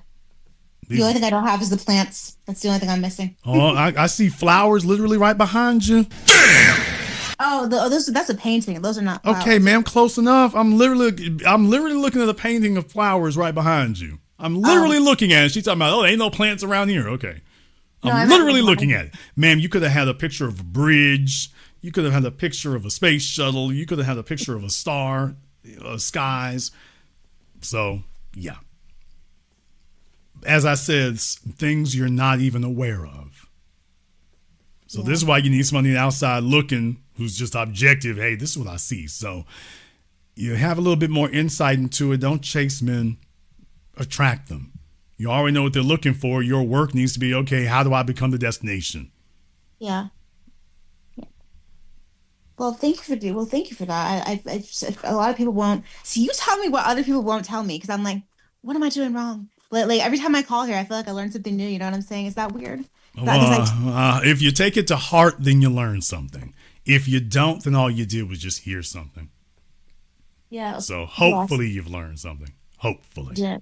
I did. Thank you very much for giving us a call. Hopefully you've learned something. Well, I'm breaking a lot of females' hearts tonight here. They're not liking that. They're not appreciating that. They're like, Jason, damn, why you guys say it like that? Well, let somebody keep it real. Let somebody keep it real with you. Let me go jump back over here on Zoom again. Let me get Jared up here on Zoom. All right, Jared, what's on your mind? What's going on, Jason? Hope all is well. Oh, let me turn my theory down.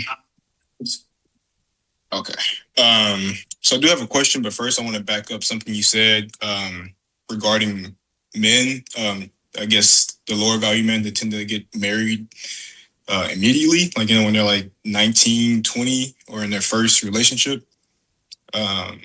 That's something I noticed, at least at work with some of my colleagues. I was actually thinking about this like today and yesterday. Like, I was like, man, like some of these dudes, they kind of like have like a dusty kind of demeanor. Like they don't really care about their appearance or what kind of shape they're in, and they all have wedding rings on. And so yeah, when you're saying like they tend to marry their first option, or really the only option they believe they can get, I think that's very true. When a male is young, high school or whatever, females are new. Usually they're standoffish and they're avoiding you, especially if you're a little nerd. So that's when females are actually at their strongest. You actually have the most leverage as a female. You can be the little ugly duckling chick, but in high school and whatnot, he isn't getting any responses at all. Ain't that right, Derek Jackson? What? So you see, when there's not much competition for him, he's willing to make a deal. He gets to college, there's not much competition for him. He's ready to make a deal when there's not much competition. Supply and demand. Unfortunately, what happens for most females is the females are going for what they're attracted to. And if it's not him, well, he just gets left on the roadside while they're off running around otherwise. The problem becomes that guy's probably going to start building himself up. However, for the ones who leave early, that's because they were most vulnerable. Now you get stuck with two categories. The guys who are out here moving and shaping because they want to have choice, and the guys who are out here moving and shaping because they're desperate and hoping this will help them get a deal that they failed to be able to get on their own. So now he's going to meet women and start trying to negotiate resources. Not status, resources. There's a difference between status and resources. And so he's going to be sitting up here looking for what he can pay for. The problem is, before your woman got with you, she was sleeping with dudes who had status. They didn't have to pay anything. So what ends up happening is these guys get older, and next thing you know, they've been in such a drought for so long, and they've never had sexual selectivity. So the first time they get access to it, they're willing to bet the farm and give up whatever she wants. Whatever candidate stops and looks at him, because he's never really had any responses, now he's just going to give up everything and call it a win. Because he doesn't get wins. Fellas in their damn 30s and 40s and 50s, and they don't get wins. So then you get the run-through chick, you get the standby broad, you get the single mom with the 5 kids, and you call it winning. And all you're really doing is showing, you don't have options. Yeah, you're kind of showing your weakness. But yeah, this is something I noticed.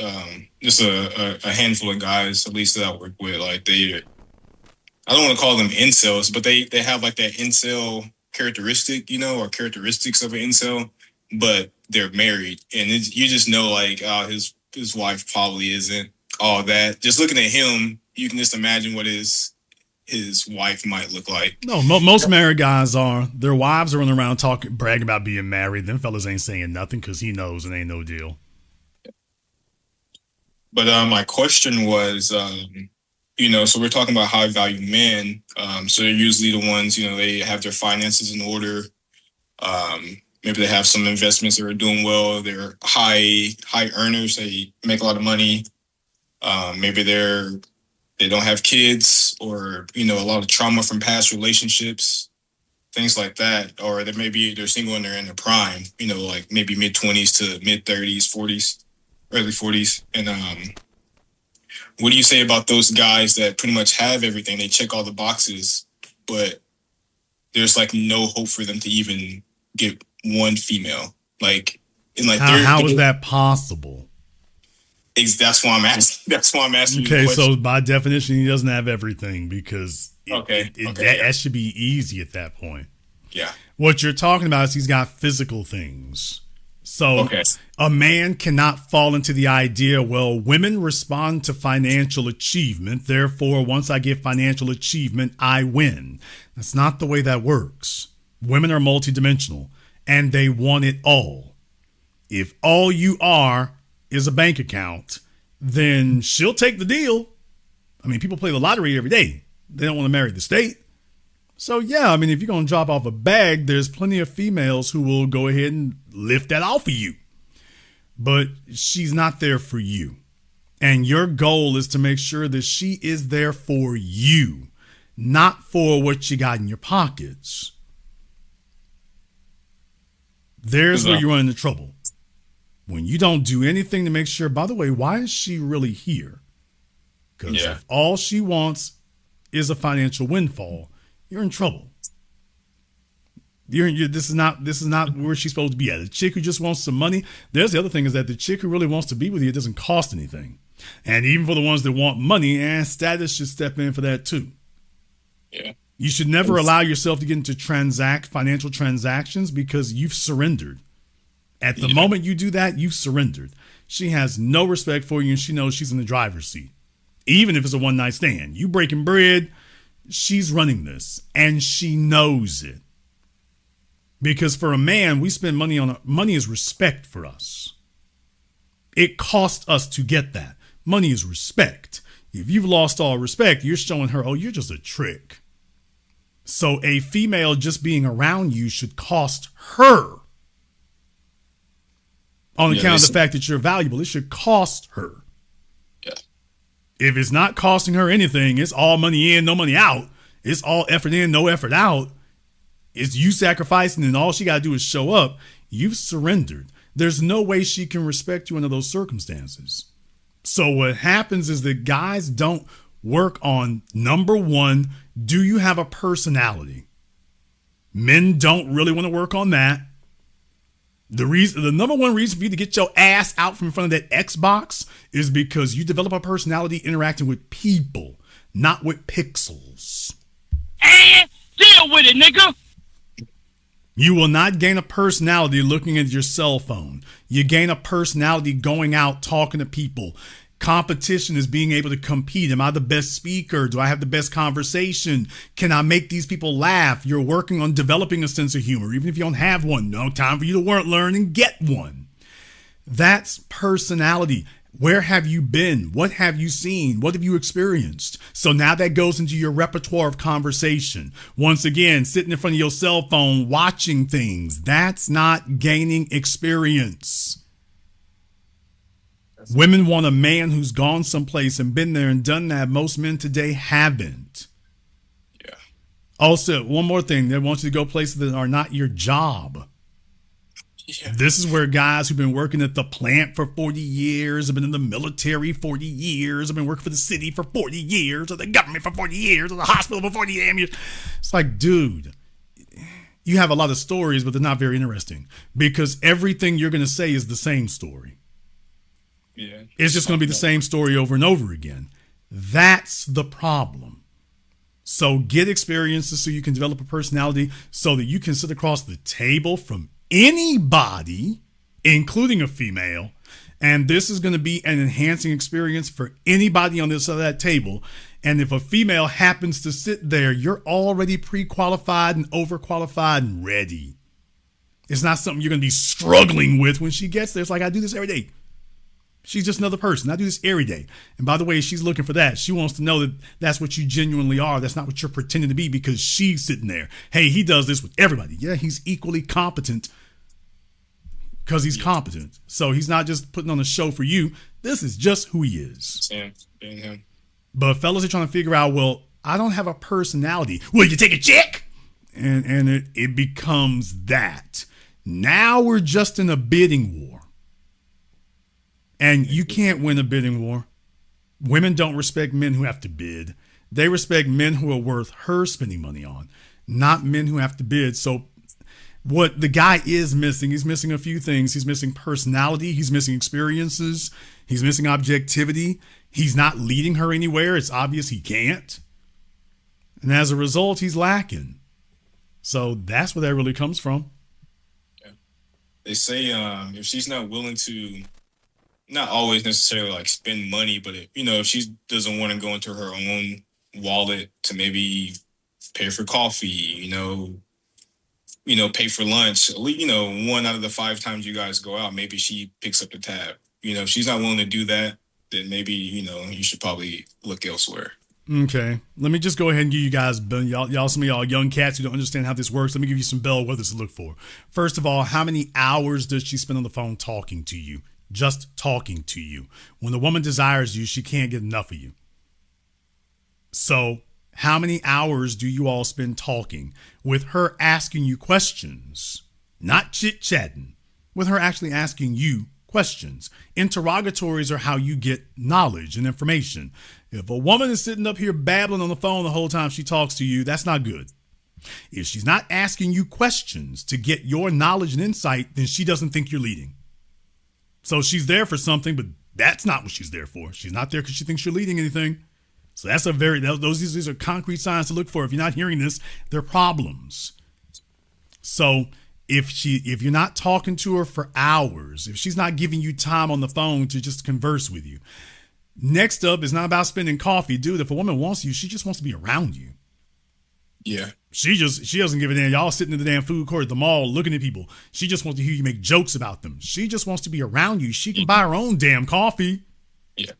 Fellas don't understand that. There's nothing you're going to do on that she can't do herself. She can take herself to the restaurant. She can buy her own damn coffee. She doesn't need you for that. If she wants to be around you, that's why she'll be around you. Everything else is extra. If she lives on the other side of the country, she ain't hitting up talking about you paying for no damn plane tickets. She's like, oh, I got a job. Let me take some vacation time and I'm coming to you. She just wants you to give her a day. Tell me what day I can come in.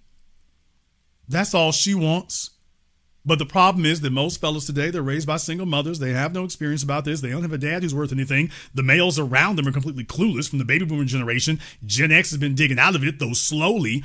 And you all are looking at the world from a female perspective. And you're responding like the females and subscribing what females want to males. And that is actually the opposite. And so the guys who don't struggle, you think it's not fair, or they dope boys, or they're NBA players. And in reality, it's no, you just don't have the facts. And you don't have the development.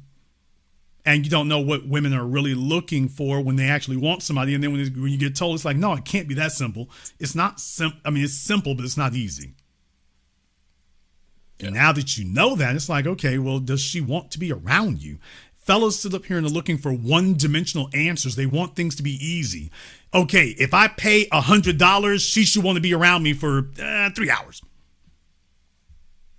And it's like, dude, that's the problem. Hey, but I got money. The guy she likes have money. Okay, money is an addition. Money's an enhancement.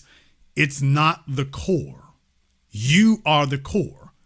And if you are not really that interesting and not really that insightful and you're not really that developed, then she wants you to have money so we can make up for all the stuff you ain't.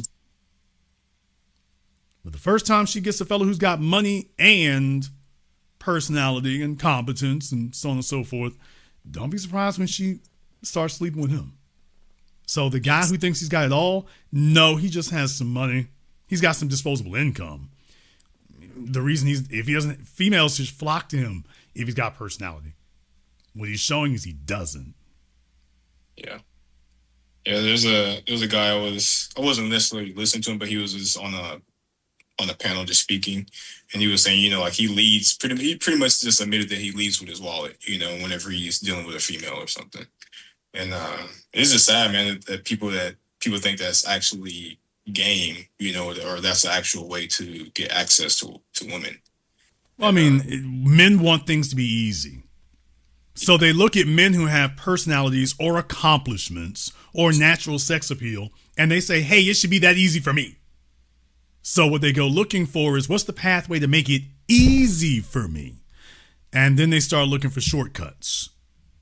Well, money gets everybody's attention, including men, if you want to sleep with one. Damn! But that, obviously, you can see the flaw there. And most men are like, I don't believe a woman would want to just talk to me just for me. Well, it's like, dude, what do you have? What do you have? Give you a case in point here, just a brief reminder. I've traveled a lot of places. I've seen a lot of things. So I found myself sitting next to a female here. I was waiting in an office. I found myself sitting next to a female, and I looked at her hair, and I was just like, I'm always working on rapport. I'm always working on it. So I saw her hair. It's obviously not a Louisiana style I see from Louisiana. So I was just like, you're from the East Coast, aren't you? Now, I'm not going to sit up here and say it's dirty pool, because technically speaking, the majority of the American population is east of Memphis. So that actually doesn't take a whole lot, but obviously it's not a West Coast thing. So about took a look at her hair. I recognized the hairstyle. Being from that part of the world, I get that. And she was like, yes. And I said, Florida. And she said, now, how did you know that? I never answered that question. Yeah. I just told her, I said, now, how did you end up in Louisiana? And that's when she started talking. Now, did you see how quickly that occurs? The whole point of you being a man and exploring the world is so that you learn all these things, that you've met people from many walks of life. So when you meet them again, no, it won't be the same person you met the first time, but you will recognize that walk of life when you encounter it again. Now it's a lot easier. Is it a home run every time? Hell no. You're not looking for home runs. I mean, it's nice when you get them, but it definitely makes things easier. But you can't draw upon knowledge and experiences that you don't have. So men go to different cities, and the first thing they do is go skirt chasing. Why don't you go be observant? Look, I've told you guys for years, I've been doing the business now going on 8 years now.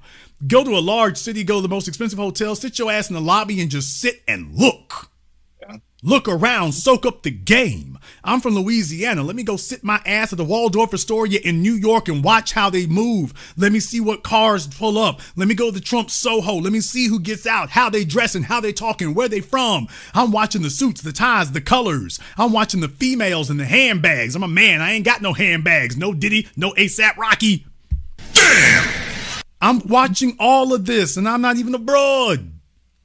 I'm watching the women in their high heel shoes. I want to see what they wearing. I'm looking at license plates on cars when they pull up. And I'm looking at what they wearing, what they dress like. What's the purse she got? What's the heels she wearing? And I'm noticing that, okay, yeah, all right, folk with them New York plates, people with Florida plates, people with DC plates. All right, we in LA. This is how they get down to LAX, go rent a car. And what I'm saying is I'm not just watching, I'm remembering. If I ever encounter you again, I know it won't be you, but if I encounter, quote, you again, I'll know it when I see it, because I'm paying attention.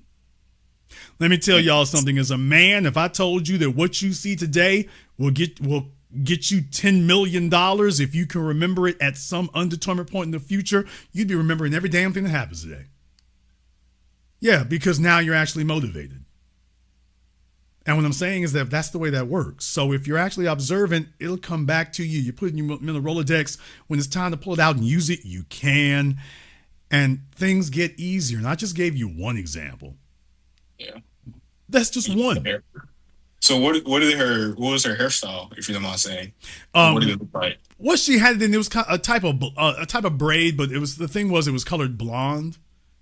So she had blonde coloring to it. So it's more like that. I just noticed it being when you see the Dominican, the thing is braids and stuff like that are really a Dominican thing. So, and then when you see it with lighter colors, okay, that's gonna be more like Southern Florida. So it's more like that. For those of y'all who've seen it, you know what I'm talking about. But for example, in New York and stuff, I mean, it's, for females especially with the braids and stuff, that's the Dominicans do that, the Caribbeans do that, you know. So that's something you see all the time. So you recognize it when you see it. And there's different type of braid styles. So this one was more along those lines.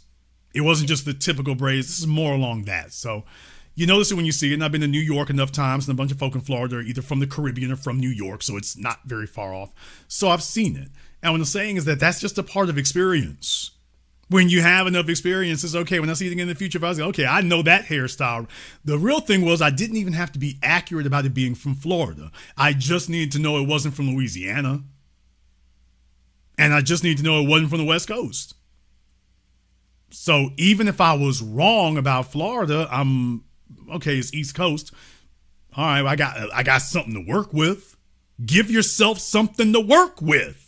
Go see some things and observe some things. So if you do see a broad you want to talk to, you got something to work with. You can strike a conversation because there's something she's doing or something she's wearing that you can walk up and make a comment about. Don't make a comment about her. Make a comment about something you observe. Women are actually insecure. They value themselves on what they have. Men need to stop sitting up here and go to counters and stuff. Take your ass to Bloomingdale's and go check out the perfumes. I've told you all this going on a decade. Take a female friend with you. Female friend, side chick, whatever. Take her with you. Go to Bloomingdale's. Go to Nordstrom's. Go to the perfume counter. Go get the most expensive stuff they got in there.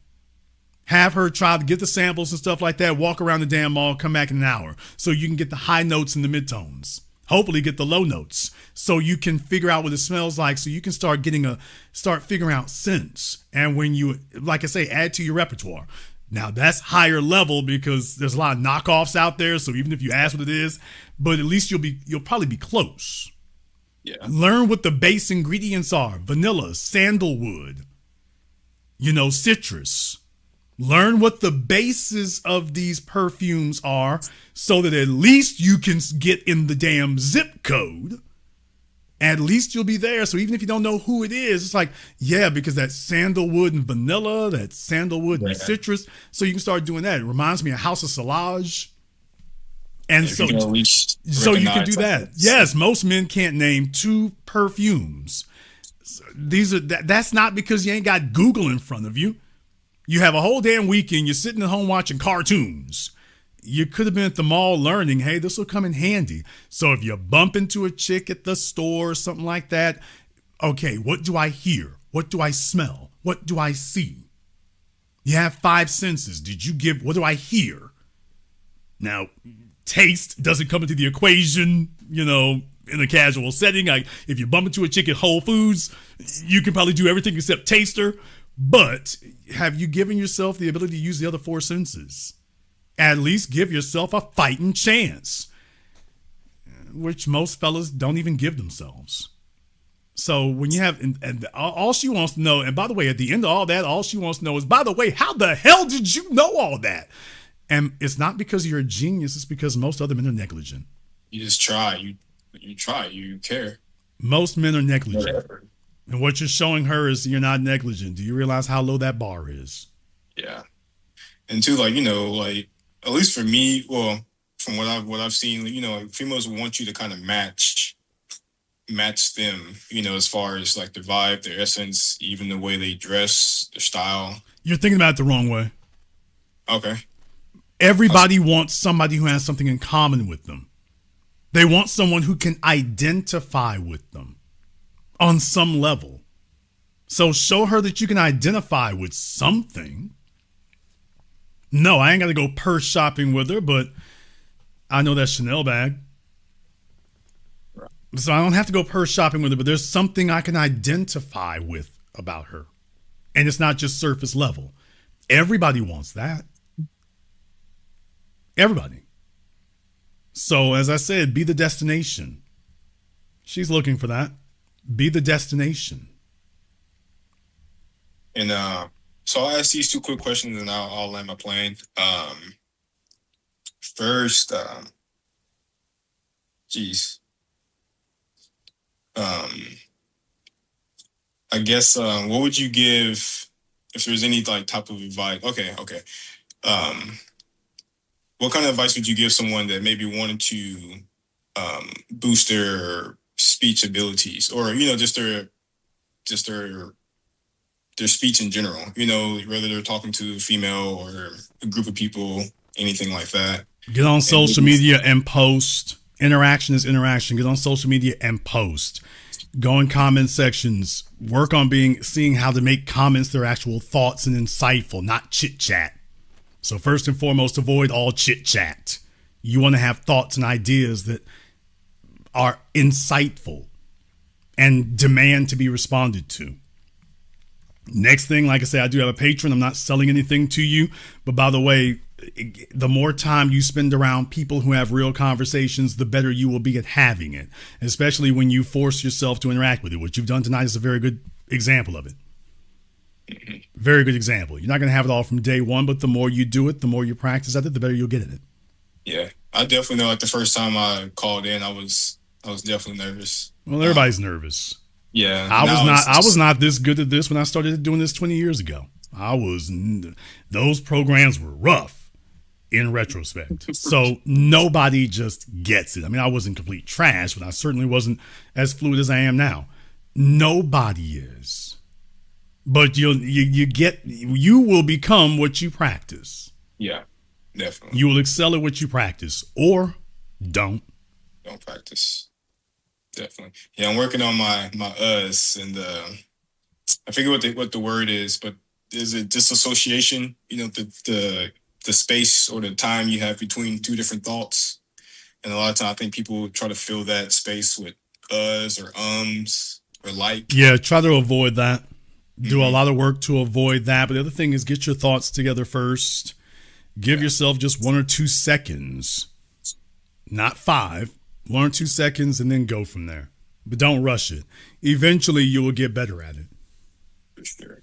But once again, you're a product of your experiences. So if you don't have a bunch of experiences, it'll be hard to talk because you ain't really got much to talk about. And this will be my last thing.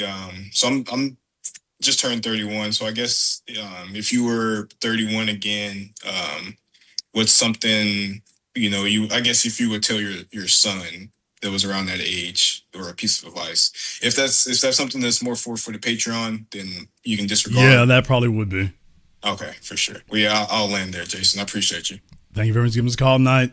Yeah, like I say, I mean, people want somebody who identifies with them, who understands them, and they understand. I mean, it really is that simple. It really, really is.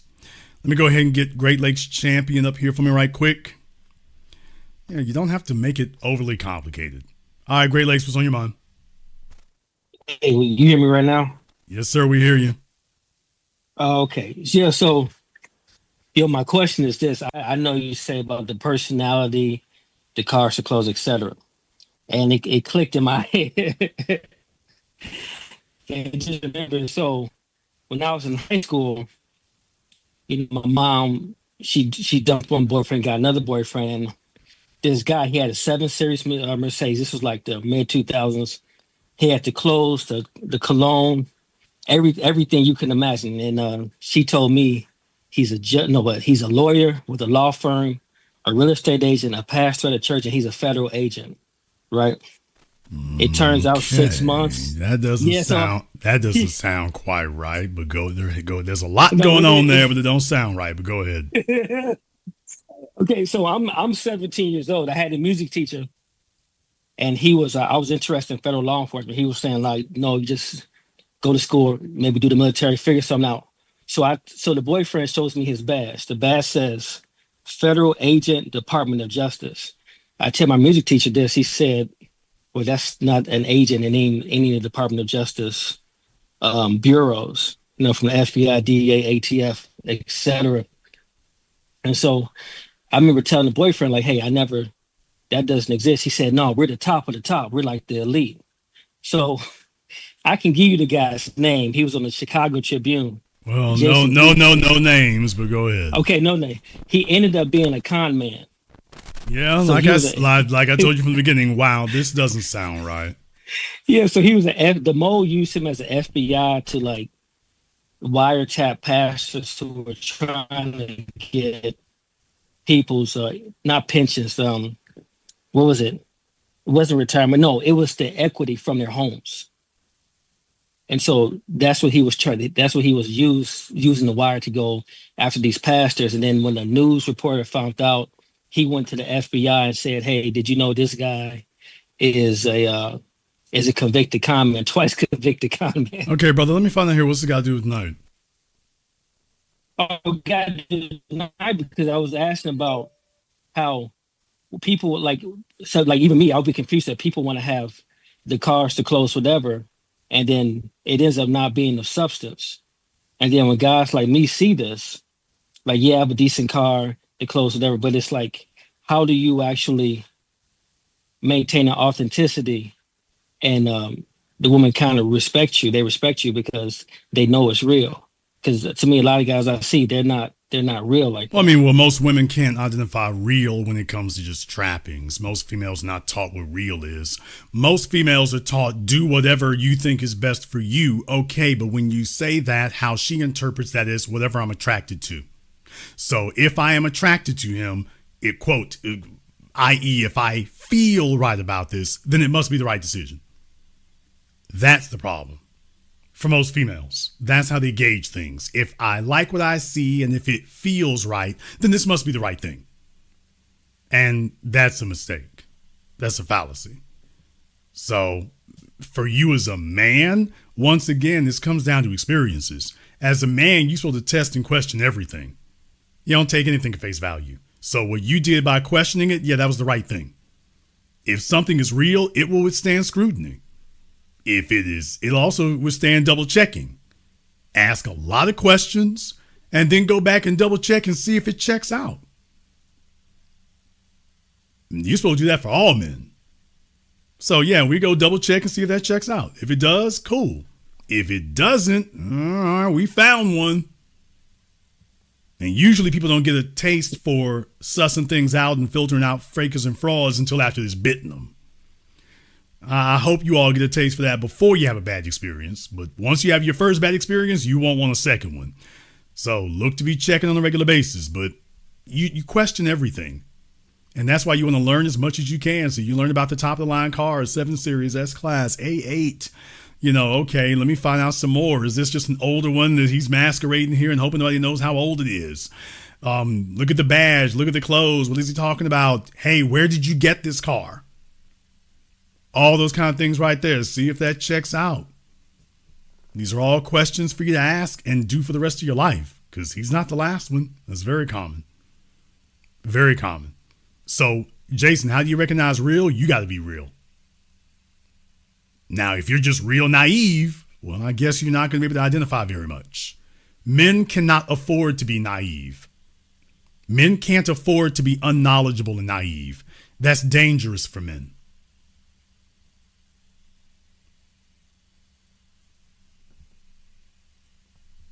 Yeah, okay. I definitely had to confirm that because I think some people get misled, just like with Instagram, and you're seeing things. And I won't say if it's too good to be true, it's not true, but it's too many things that conflict with each other for it to be reliable information.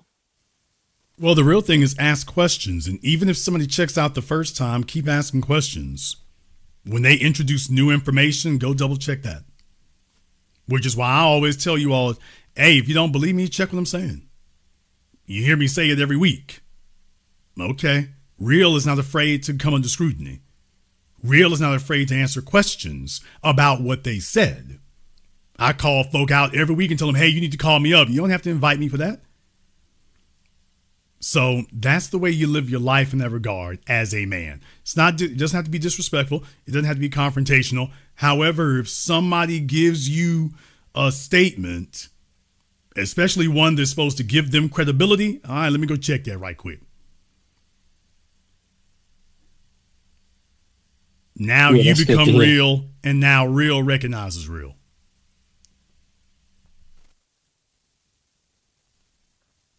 But the reason that con men get exotic things is because they're hoping that you don't have very much experience, and thus you won't be able to identify and be able to tell what you see. So fellas who want to deal in stolen diamonds, they're looking for somebody who don't know anything about diamonds. Well, these rocks are shiny and they feel hard. Okay, they must be diamonds. Folks who deal in diamonds can immediately tell this isn't a diamond. Well, the con man is looking for somebody who doesn't know. So your job is to get acquainted with these things. You don't have to be experts, but learn as much as you can. And when you do come into contact with it, you'll be able to tell. Either that or you'll be the next victim. Yeah. Yeah, well, thanks a lot. My instincts proved correct. Even as like a teenager, that was crazy. Well, just make it a practice. Don't just do it once. You make it a lifelong practice. Thank you very much for giving us a call tonight. We appreciate that there. Let me see if we can get, I think I got Timmy here. I think I do. All right, turn your camera on. I don't see anything. I'll give you 5 seconds. Then we got to keep moving here. You're slowing us down. I can give you 3 seconds. Then we got to keep moving here. I don't see anything.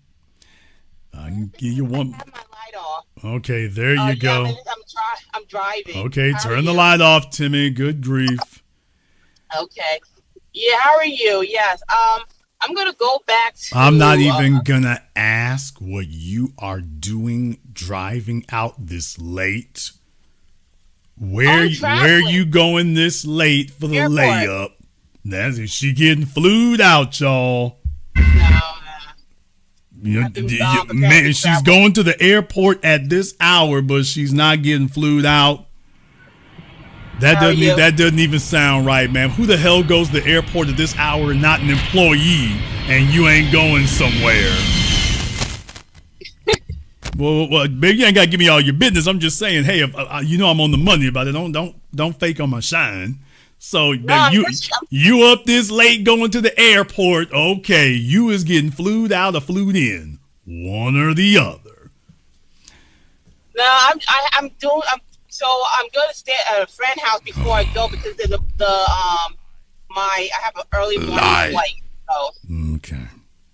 So she just had to break out literally in the middle of the night. Midnight rider, but she's not going to. All right. Okay, Timmy, what you call in for while you bull jiving on the phone? That's her line. That's her line. She's sticking with it. That probably means the dude is in my chat room listening. What? So anyway, okay. What's on your mind? How are you? Yeah. So I was gonna go back. The first caller was talking about polygamy. So I'm not sure if he had watched a documentary. This is a good documentary where they expose a lot of the, I guess, what you call those people out west. They did a lot of polygamy. Those white polygamists. Yeah, the Mormons. The Mormons. Yeah, and all that, yeah. The Mormons. Yeah. So a lot of them actually, when looking at that document, majority of them lived off welfare. There's only a few of them who were actually wealthy.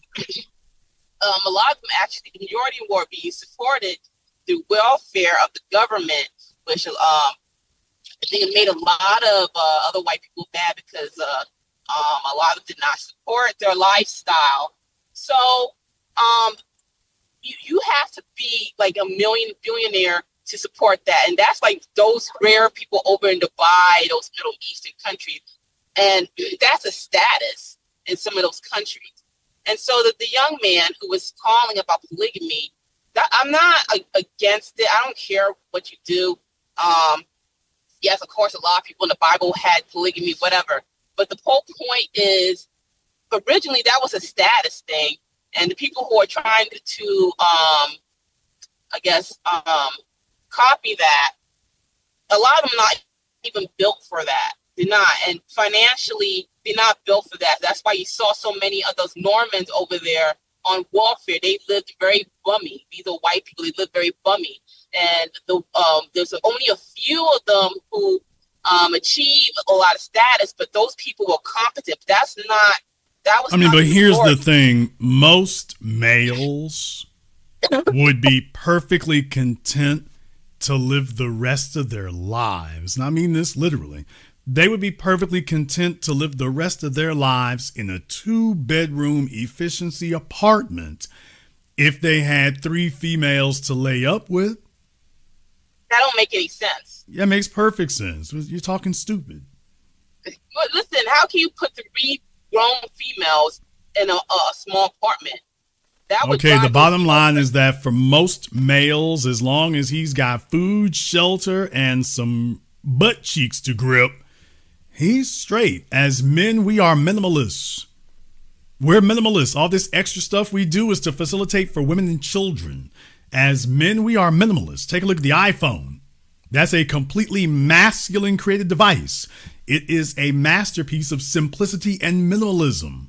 Women are the ones who are extravagant, not us. So no ma'am. For most men, you've seen the memes. What's a male's ideal bed, the ideal living space? A bedroom, a TV, and a chair. You've seen those memes. Right. They've been around for years. Well, that's not a lie. It's the women who want all the chandeliers and decorations. As men, we are minimalists. So no ma'am. Food, shelter, clothing, sex. For most males, if they can procure that, they're done competing. He's like, I got everything here. What you mean extra and overtime? You don't see these 3 raggedy broads over here? Why do I have to do overtime if I got 3 females over here? Why do I have to do all this extra? I've already got everything. So you just want me to do wasted effort. For the majority of males, that would be all they would aspire to. And that's the truth, which is why they keep talking about it over and over again. If they could actually get that, they wouldn't be trying to do anything else. Now, as a woman, you're like, oh, that's kind of frightening because you're depending on men to overexcel and because you get the benefits. Yeah, but the truth of the matter is, yes, only if they can't get the female, that tends to be an issue. So, okay, better try a little bit harder. But for most males, if they could get sexual access to more than one female, the living situation that they have and whatnot, his standards on that would become very flexible. Another thing. As long as the female doesn't have a problem with where he laying up. Because, by the way, I can show you in places like Texas, Los Angeles. Man, if the chicks are willing to lay up in the back of the dude's car, that's all he needs.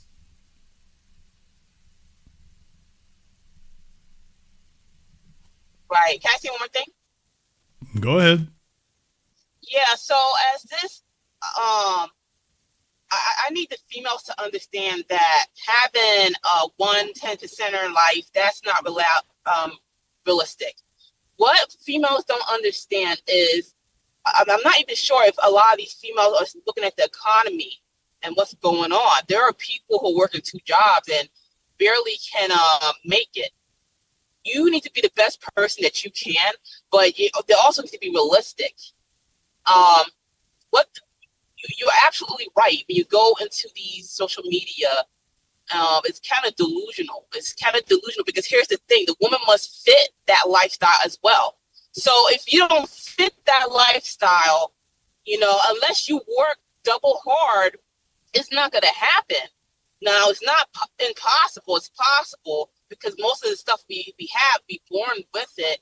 But here's the problem that a lot of females don't understand: that they don't want to work hard for to get to that place. They want to do as minimum as possible to get the maximum, and that's not realistic. But there is a reason for that, and some of that's fed into by the men. So let's be clear about that. First of all, it is a female fantasy that she is going to be rescued. All right, well, mathematically speaking, by definition, that means that there's nothing special about you. The most helpless person in the room is the one who has to be rescued. Cinderella, Sleeping Beauty, Snow White, you want to name it. So first and foremost, females start from the perspective of, I'm going to get an extraordinary reward simply because I'm here. 50 Shades of Grey, written by a woman for women. Christian Grey, multi-billionaire. Who's the chick he falls for? Just a little average plain Jane chick. He doesn't go for another billionaire. He doesn't go for some swashbuckling woman with a name around the world. He just grabs a little average chick. So what does that tell the females? It feeds into females' belief or desire that she doesn't have to do anything extraordinary. She can get extraordinary results and it's not going to cost you anything to get it. All you got to do is wake up this morning and it will come to you, extraordinary things. Now, let's take this to what the men have been adding to, because clowns like Fresh and Fit and the rest of the manosphere. Well, they've been saying that a woman can just work at Five Guys and get a millionaire. They've been saying it now for years. All right, well, I'm just like, I don't know what quality of a female that a millionaire is expecting to get at the drive-thru at Five Guys. She might be good to sleep with. I just don't know that she's good to make part of a multi-million-dollar life. But once again, the females are hearing that. Well, that will be one thing the women won't argue with. Yes, because that fits in with their aspirational fantasy. Hey, any chick can get that. So I can just work at Bojangles. I can just work at Five Guys. I can work at In-N-Out Burger. And if a millionaire popped through, okay. And now we add to it that they look in their DMs. Oh my God, bro. Oh, hell no, man. When females look in their DMs, hello, Shaq, I'm looking at you, nigga.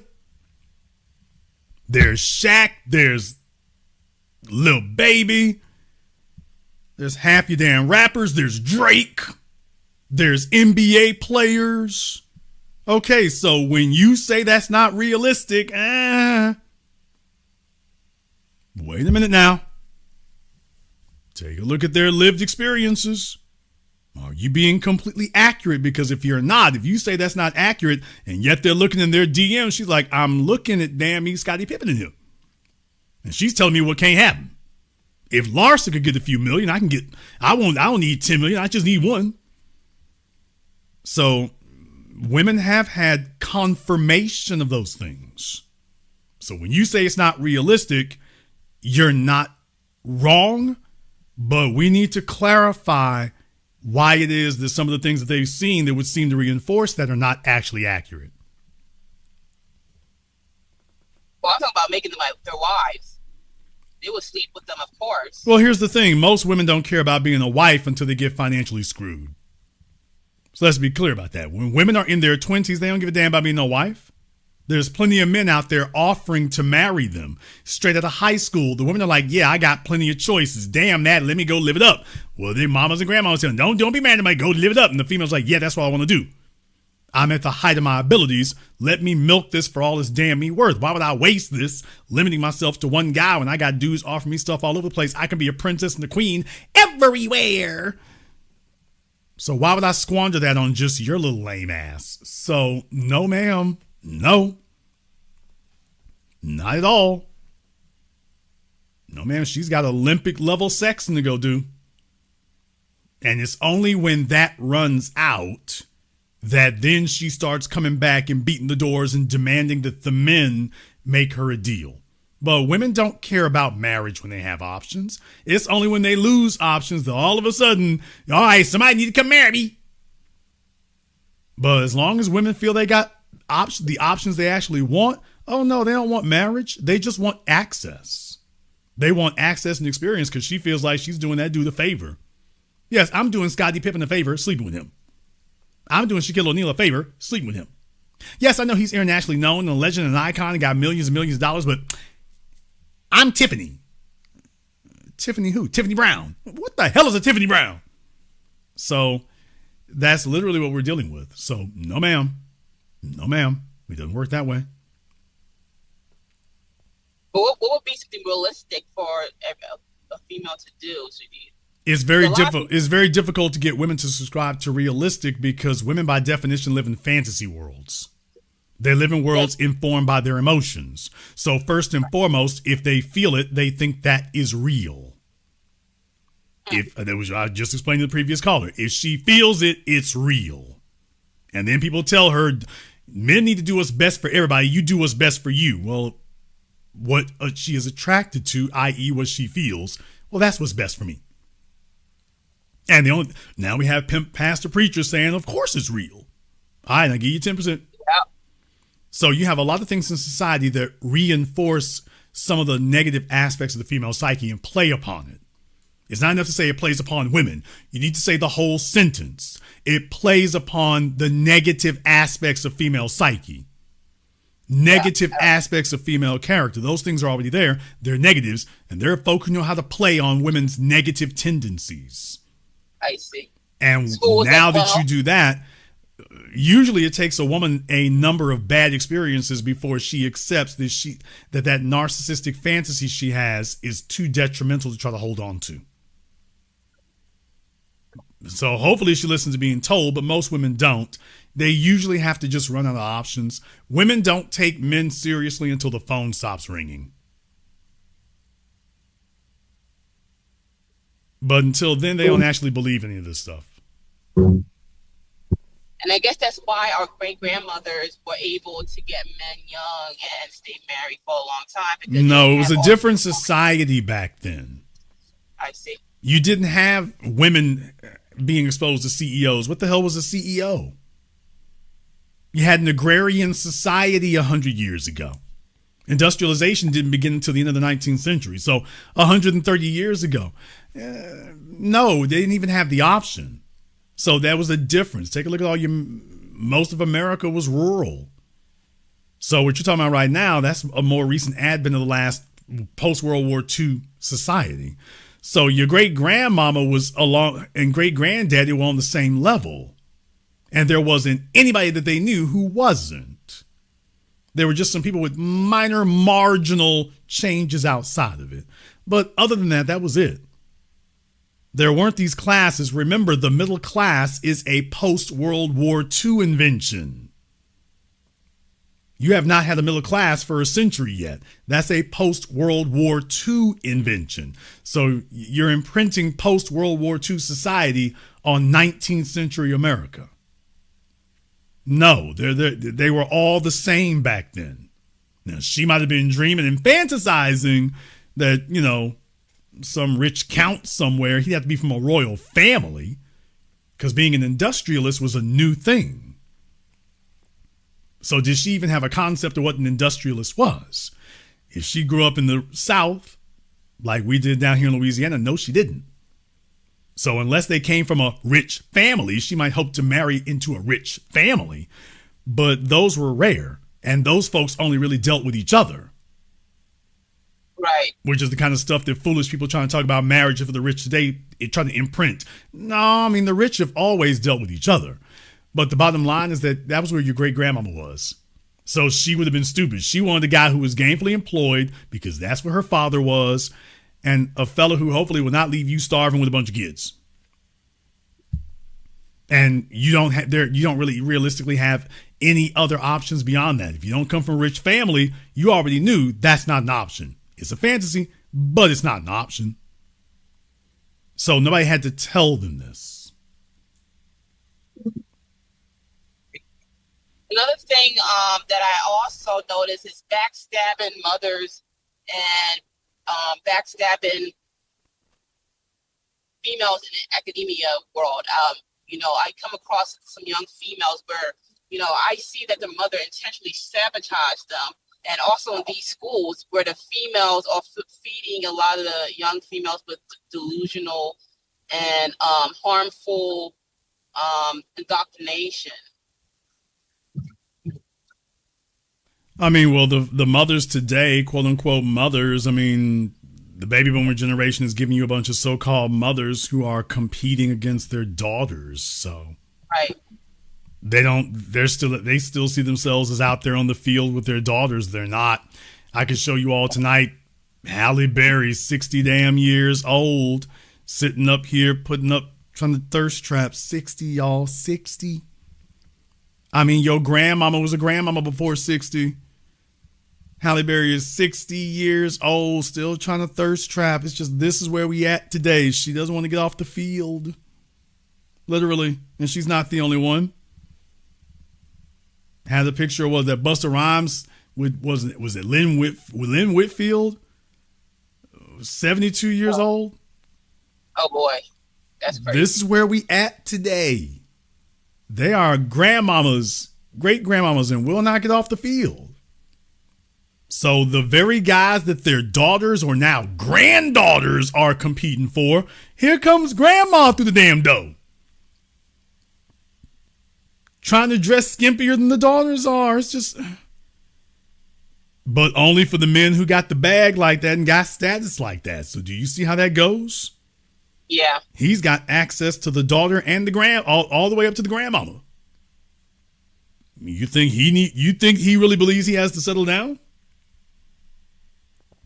Settle down? He's beating him off with a stick. He got the whole generation. What Too Short say? Now I'm the stepdaddy and the son-in-law. Damn! So no, ma'am. He doesn't have to do anything he doesn't want to do. Drive safely out there, ma'am, to visit your friend. Oh, please. Yes, drive safely in the middle of the night on your way to go visit a friend before you get on the airplane. Because we all know how that's how that works. All right, let me go ahead and see if we can get, let me see. I think I got Brandon up here for a minute.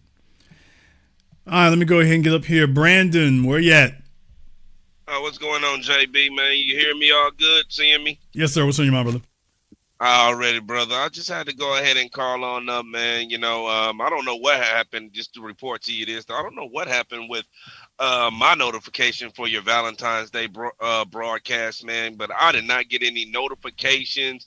I didn't see that you were live. I was checking and looking on out for that Valentine's Day broadcast, man. So I don't know what happened if anybody else is in that same boot, but yeah, it was nothing. I didn't get nothing from Patreon at all about you being live. Even when I checked Patreon, I didn't even see you were live, man. So I didn't know what had happened or whatever with that, but I just wanted to give you the heads up on that. And just see if you wanted to check in and just see if anybody else had the same issue. I mean, it's YouTube. It's what they do. Yeah, man. Yeah, but yeah, it happened with me, man. I'm trying to catch up on it. Catch up on it now, though, man. And just get it all through. But yeah, it happened to me. All right, but man, the reason why I was trying to tap in with you today was because I just wanted to try to get your feel and your take, particularly on the matter of upgrading your social status and pretty much your social network, because I know I'm from that group where a lot of my friends were bummy families, and a lot of family isn't trying to elevate, and when you try, I'm getting out of that.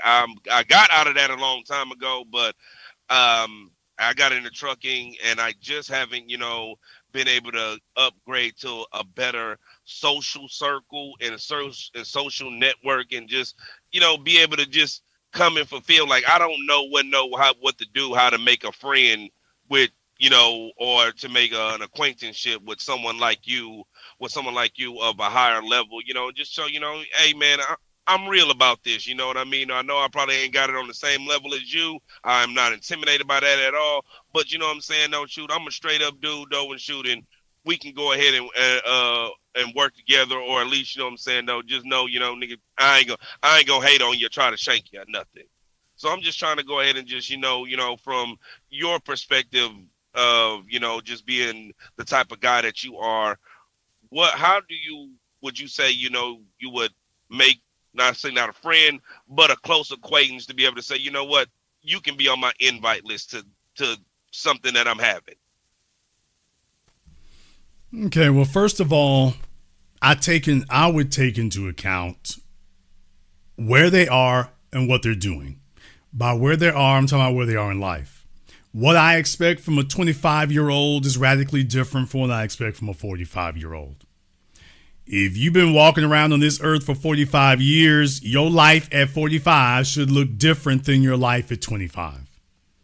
If I'm looking at you and you come to me and you're 45 years old and your life at 45 looks like the life of a 25-year-old, you still trying to figure it out, you still trying to get it together. I don't know. You're not giving me very much to work with or very much to have faith in.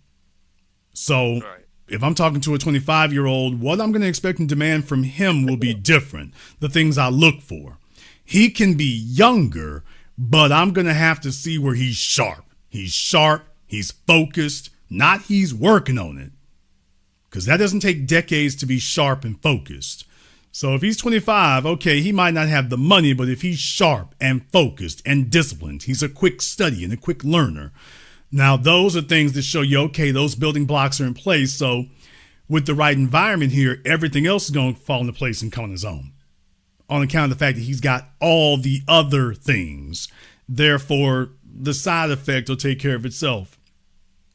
So he's showing he has the capacity for doing that. So it would be things like that I would look for. Basics I would look for is basic competence. Once again, if you have to be told something 3 and 4 times, you're incompetent. If you have to have things repeated to you 4 and 5 times, you're not competent. You're not. So Steve Jobs has talked about that. You know, other folk have talked about this. Professor Scott Galloway has talked about that, having A players. As a man, we spend a lot of time just gathering folk around us, their works in progress, when in reality, they're not a work in progress. They're just not competent. So look for folks who have the tools that show they're competent. We're not having a bunch of redundancy. We're not having to go over things over and over again. You know, that was okay for your teacher in the classroom when you were in the back of the damn classroom and weren't learning anything and just didn't know nothing. Okay, she did that. You out here in the real world. We can't extend that kind of latitude to you. So those would really be the ground level things I'd be looking for. I'm going to look at how old they are, and then I'm going to look at where they are. And that's really going to determine for me how I move with them next. Most definitely, man, and I can understand. I can see where you're coming from on that, because I can definitely see where you're coming from on that. It's just, I guess, when you get older, it's kind of harder to make friends. And, I'm not trying to, be on, I'm saying, no, I just want to be buddy, but it's like your social, when you're coming from a messed up social network, which I think is where a lot of us who come to this program to kind of just get around is just a better, even if it's not in the physical, but just a better place mentally, and that can eventually rub off on you more socially, and then you get risen more intellectually and knowing what you need to do, and you're showing upgrades and process. And as you learn from more over here, you start to see your past life, your other friends, and all the other people, just in so much of a different light that you don't even really just want to be around them, man. Like in the last couple of years, man, I've gotten rid of family. I don't even talk to anybody, I used to run with back when I was 17, 18 years old, man, and some of those folks even older than I was, but I've mentally outgrown them years ago. There's nothing for us to communicate about. There's nothing for us to talk about. It's easier to keep folk around you when you're on the same level. Once you've graduated out of that, hopefully you have some folks on the journey with you, although it's been my experience that the further you get in life, the fewer people you're going to have around you no matter what you do, especially if you're progressing. So that's a nice ideal, but that's not really the way that works. Not in practice, that's not the way that works. So if you build and elevating, expect to have fewer people around you. And then also, from time to time, you're going to have to clear the deck. From time to time, you're going to have to clear this thing out. It is better for you to be by yourself and still moving, even if it's slowly, than to have a lot of company around you, even if you get along with them and not moving at all. Or not moving at the speed you could be moving at if you were by yourself. Because as we get older, time is no longer our friend like that. So slowing down isn't really an option. So if the people that we have around us are requiring us to slow down and do less, it's like, okay, you got to go. When I was in my 20s, maybe I could have gone a little bit slower. Yeah, you get in your 40s and 50s, dude, I can't take no foot off the brake, off the gas. I can't do that. I can't do that. So you're probably going to end up having to clear the deck from time to time, no matter what you do. Or at least you should be prepared for that. That's being a man. It is better for you to be moving ahead, even if you're alone, than to have a bunch of folk around you who either slow you down or stop you. And the sooner we get comfortable with that, comfortable does not mean we love it. Comfortable means that we accept it and understand it. If as long as you keep moving, bro, you're gonna come into contact with the folk that you need to be. As long as you keep moving, the real thing is don't stop moving. Because once you stop moving, that means you're satisfied where you are. Either that or you've given up. But you keep moving. The folk you need to be around, they're looking to see where progress is, and progress invites that. We have to learn to be comfortable with the struggle, and the struggle sometimes is the rebuilding season when it's just us. It's just us. And you know what? That's okay too. That's perfectly fine too. This idea that we need dozens of folk around us like that or whatever, no, not really. Not really, because what are we looking for? I mean, what do we really want more of these people around us for exactly? If they're not really essential to what we're doing, or if we don't actually need them for this action we're getting ready to do, why are we demanding their presence? We're lonely. We're isolated, which I do understand that, you know, but by the same token, we are social creatures. So I get that can be a weight as well. I understand that. I just recommend that you have a couple of folk, you know, that you can converse with. You know, this is one of the things I do think social media is good for. I think it's good to have some long distance people for that. So you're able to communicate and converse with them, but they don't have the ability to physically interrupt anything you're doing. You can talk to them when you need to, and you can keep it pushing when you don't need to. Yeah, but it's like though, yeah, that's what I'm just saying. That's what I'm trying to get at. You know, it's like if I'm for my situation is when I take time off though, man, and I'm finna relax and I'm not in that work mode, you know, and I'm only have so many hours, a couple of days that I can just really just sit back and relax. It's like I get into almost like a slumming session where it's like this isn't the people I'm talking to not productive. They're not doing nothing, and there's just you pretty much just slumming at that point. And I'm just trying not to in my spare time, get the being slumming. I want to go ahead and interact and meet people though, because it's just that it's just like that.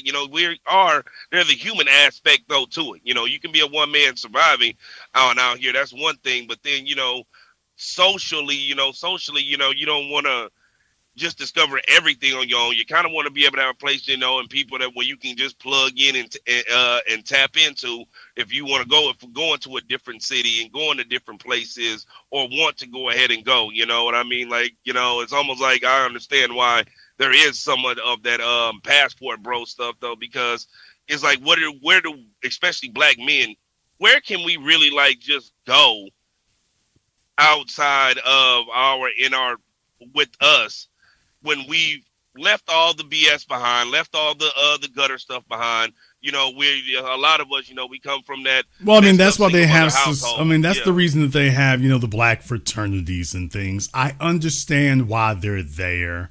They do serve a purpose for those folk who went through that environment. Otherwise, like I say, for the rest of us, we have to assemble that ourselves. But that's the kind of thing you're talking about right there. And I definitely understand it. I get it. I think it's functional. Like I say, for me personally, I've never really had a real big issue with folk being around. I try to keep fewer people around. So it's a little bit different for me, but for everybody else out there in that regard, and like I say, eventually I'm going to start having more of that occurring. My whole thing is I don't want folks who waste time. That's the biggest thing I have. I'm not a big chit-chat person. I despise chit-chatting. I despise people who just want to hang out. I really do.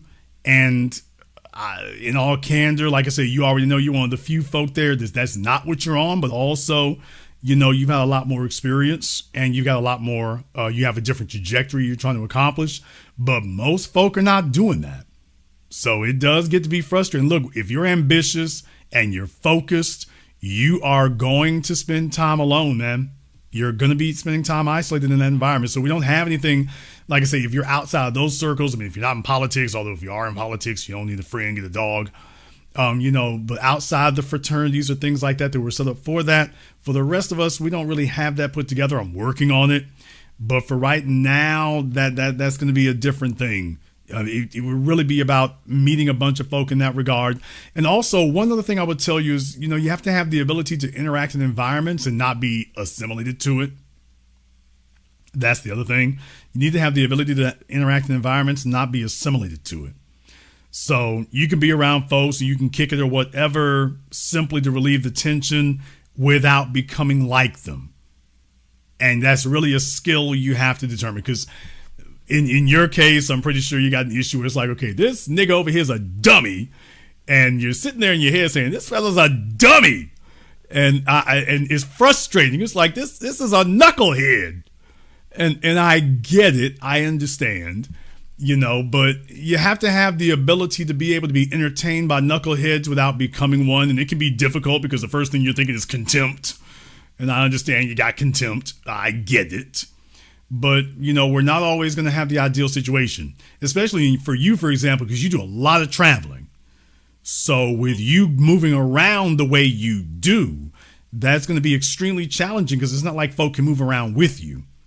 So you would have to make a lot of contacts in a lot of places because, you're moving around, which is a very good thing. That's the whole point of it. You're getting a lot done. You're moving around. So it does get to be challenging in that regard. The best thing I would advise back when I was doing it, I only wanted a couple of folks who rock with me for real, and that would be it. No, they're not going to be lifelong folk there because I don't even associate with them anymore, but that's the whole point of it. And I would not want lifelong people in that situation to begin with anyway, because everybody's not here to be with you forever. They're really, really not. This chick over here is here to keep you company for about the next 6 to 12 months. And when her contract is expired, we will move her back to where she was. I'll let you have the last word.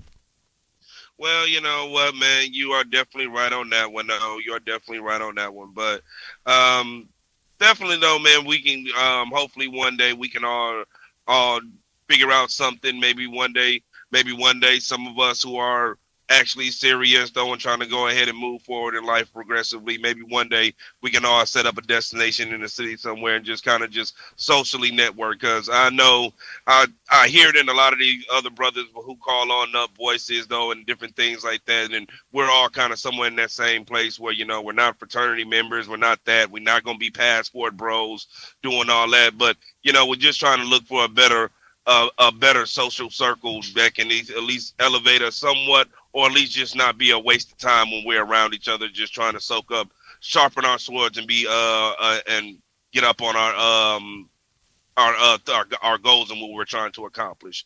But brother, man, peace to you, man. I definitely want to hear the rest of this broadcast, though, man. So just keep it pushing, though, man, and I'll just holler at you later. Thank you for giving us a call tonight.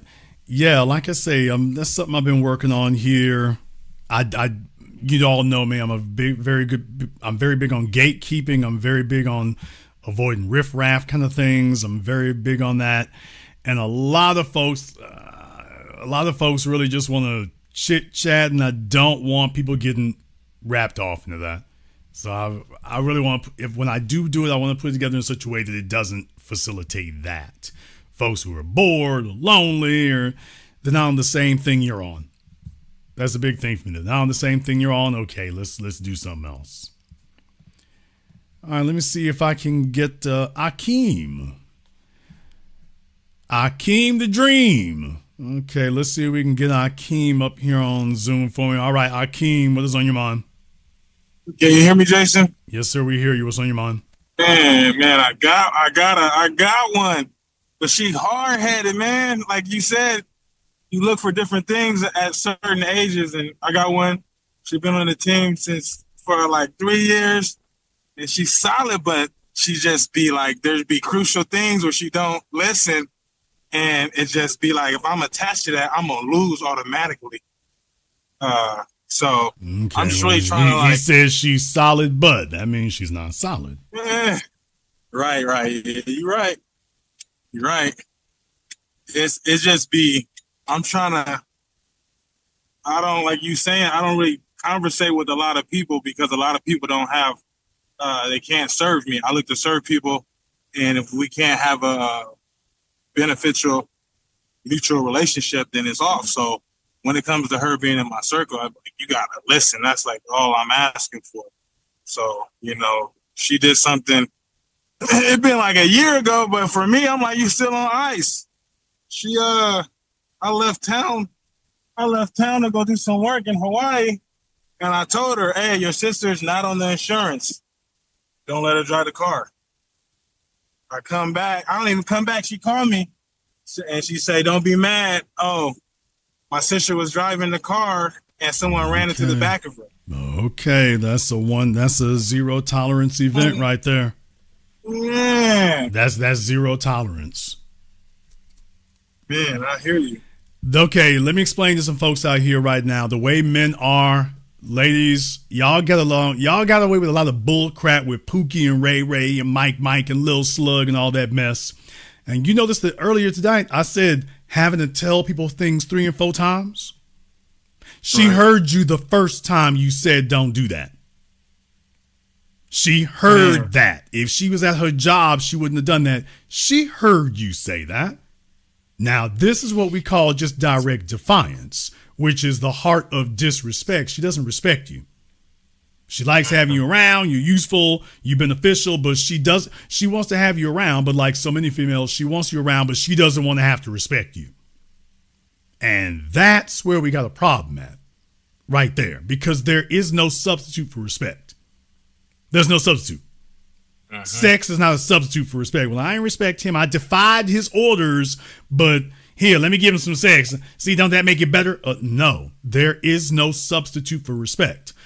So that was a very simple thing to understand. She has disrespected you. She's disrespected your property. She's disrespected your efforts.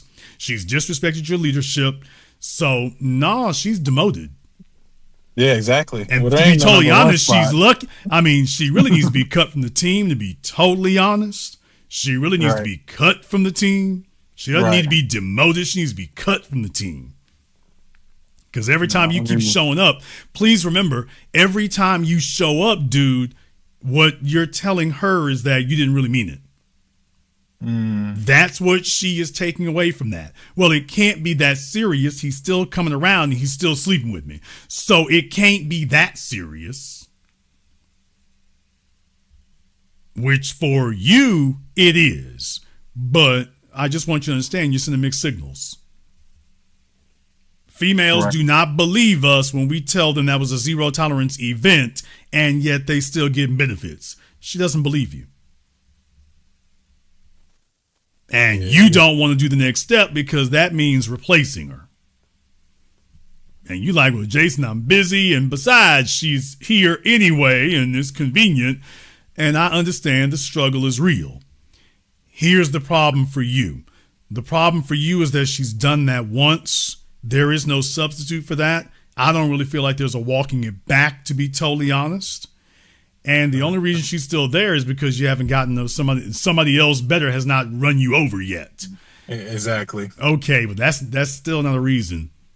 It still isn't, to be totally honest. You'd be far better off served to redouble your efforts to recruit a replacement. Answer your DMs or whatever. You can find another broad who's going to drive the car and not have a damn accident. Right. Well, it was more just like the principle of like, you never know the Murphy's Law. What bad can happen, it can happen. And I'm just saying, don't drive it. Someone can run in the back of her and someone ran into the back of her. But always. Okay, but that's not the point. But that is not the point, sir. Right. No. The point is that was defiance. Listen to me, dude. That was defiance. Now, if you had a child who you told them, don't be throwing bricks around the house. Don't be throwing bricks inside the house. Don't throw baseballs inside the house. They look right at you and say, okay. And you walk into the next room and you hear something crash and shatter. What are you doing? Well, we wanted to play some more baseball. Didn't you hear me say don't do that? Yeah, but we're bored. That's defiance. Now, as men, we are not leaders if we got followers who are in open rebellion. Right. This goes to the heart of, are you actually leading anything? Or is you just a bull job artist telling yourself you're leading something? You cannot be a leader and there's open rebellion sitting next to you. Because this goes to the heart and character of who you are. And if you've tolerated this once, and you are, and this is not your first time tolerating it, well, then this goes, brother, they can't abuse. If you got a car, that is the product of your labor and your effort. You work for that. As a black man, you working 5 times harder than everybody else. And that means they don't respect that. Well, how are you going to respect it if you keep allowing that? By definition, you're going to just start accepting that as the way it is, and you actually halfway there. For this chick we laying up with, and it's like, okay, you're not just sacrificing a lot tolerance of her defiance, we're also sacrificing our own self-respect. Because it's like, wait a minute, am I a damn joke? Let me look in the mirror and find out, am I really a joke? Because she treat me like a joke. Well, I'm kind of tolerating the joke, though. So as men, I've told you all, listen, brother, you're talking too much. How many women are you dealing with right now? Just one. Well, like, okay, yeah, just one. Like, seriously. Okay, and there's the problem.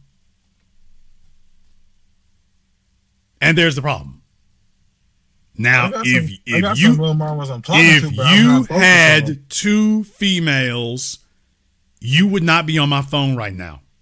That chick would already been cut from the team. So don't tell me about anybody else. This is the only one you actually talking to. This is the only one who actually, if you want some sex tonight, she would say okay. Otherwise, you wouldn't be on my phone talking like this. If you had 2 females, this one would have already been gone. That car situation, that would have been the first time, last time. We ain't got nothing else to talk about after that. You're still giving her leeway because she's your only option. Okay, well, guess what, Slappy? She knows it too. What? Damn! She knows you ain't got no other options. This is why she being flagrant. She knows you don't have another option. This is why she's being defiant. She knows she's the only one you got. That's exactly why she's doing it. And this isn't the only act of defiance she's shown, now is it? This is just the worst one. This isn't the only one. And this is a product of all the others you let slide. And as you can see, it's not getting better, it's getting worse. Well, for the last year, I've had to pull back here. Okay, pull back for what? What is she doing that makes her so valuable that we got to keep her around? Now, I don't break up people's relationships, and I don't tell them to leave people. That's not what I do. That's scumbag behavior, and I don't do no mess like that. That's your chick. Y'all two do what y'all do. But you want my perspective on that right there? It's like, oh, wait a minute. The problem I see in this situation is you only have one option, and your one option knows she your only option. She's not afraid that she's going to get cut off, and she's acting like it. She's supposed to be afraid of running you off and displeasing you like that. She has no concerns. Yeah, why should she? She's the only one. He'll get over it. After all, I'm more important than his car or anything else he's got. Why should he be mad about me in the car? It's just a car. You can get another car. You can't get another me. Yeah, because he can't go find 10 chicks who go bust up his car for him. You're showing her that she's more important. With your actions, not your words. Remember, nobody listens to our words as black men. Everybody gets their ears up when we start acting out now, don't they? Right. Okay. Well, she's watching your actions, dude. You're subscribing a lot of naivete to her that isn't actually there. She's not this naive. And you're telling yourself she is because that's how you rationalize keeping her around. Well, she doesn't really understand how bad it is. She being goofy. I mean, she cool. When y'all saw I stopped him at the game. Well, she's solid, but I'm like, okay, if you have to say solid, but she ain't solid. Well, yeah. Like you said, it's like the competence of like, if you tell somebody to do something twice and they don't do it, you know. But either they have a language comprehension issue or they are in defiance. No, yeah, you're on point. No, you're on point. You're not even lying because she did something where it was like with her taxes was kind of like the last straw. I was telling her, helping her with her business and stuff. Hey, you gotta file your taxes. You gotta put this a specific amount of money aside, and if you don't do it, then they're gonna come knocking. And they came knocking looking for like 12,000. I'm like, hey, right now she's suffering financially, and now she's a financial drag because one of you is productive and the other one's a damn goof off. And what I'm saying is, okay, brother, this is a drag on you. She's on the team, but she is a negative. So once again, if you had more than one female, you wouldn't even be talking to her right now. You'd be talking to the one who follows instructions. Correct. She's got a man, brother, but she's not under management right now. She don't want to be under management. And it doesn't matter. I don't care if she's special ed. If she cannot follow, then she can't be here.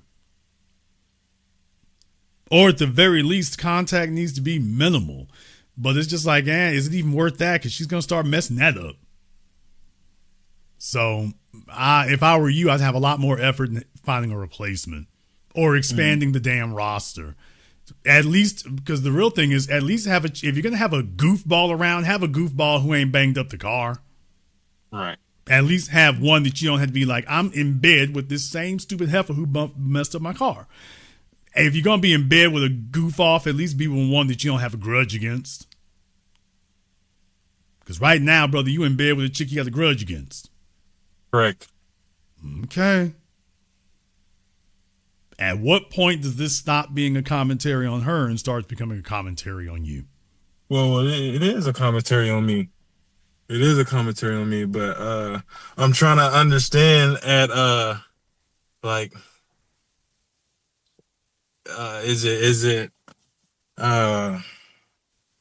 is there anything that she can do to fix it? Brother, she's a screw up physically and she's a screw up financially. Can she afford to fix the car or replace it? Yeah.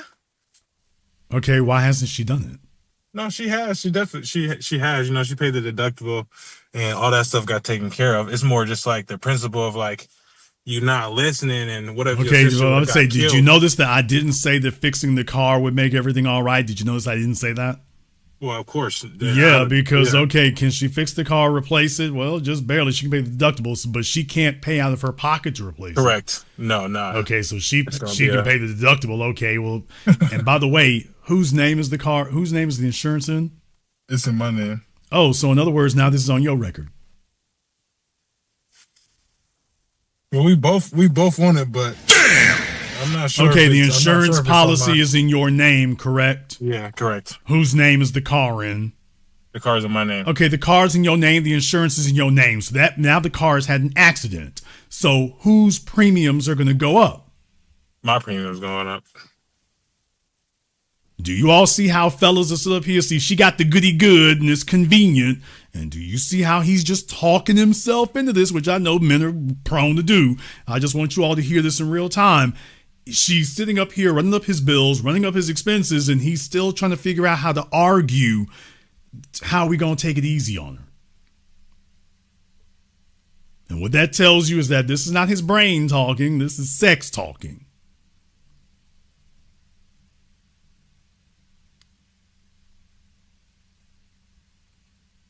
This is not logic and reason talking. This is sex talking. This is how do I keep her cool with me talking.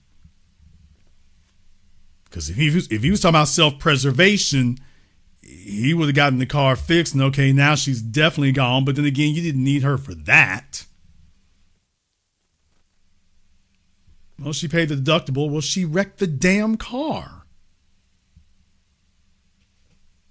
Okay, thanks for getting the car fixed, but then again, if it wasn't for you, it wouldn't need to be fixed in the first damn place. I don't want a busted up car that gets fixed. My car was in great shape before I let you have it. I know how to fix that. You don't get anything anymore. But y'all, I'm just saying, brother, we doing a whole lot over here to try to argue for preserving her place here.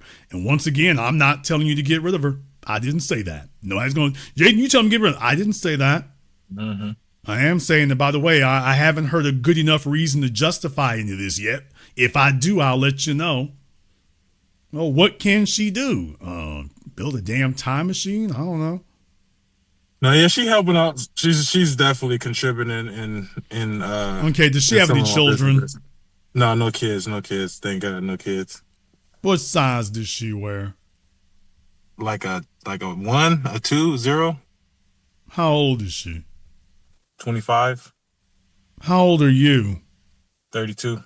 There it is.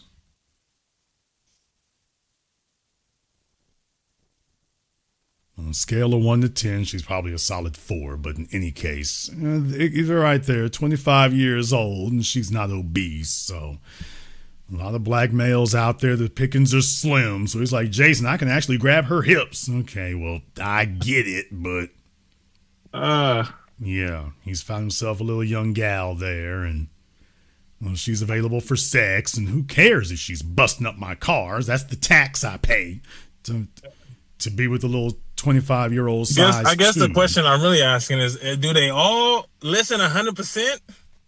Okay, well, and what do I gotta do to?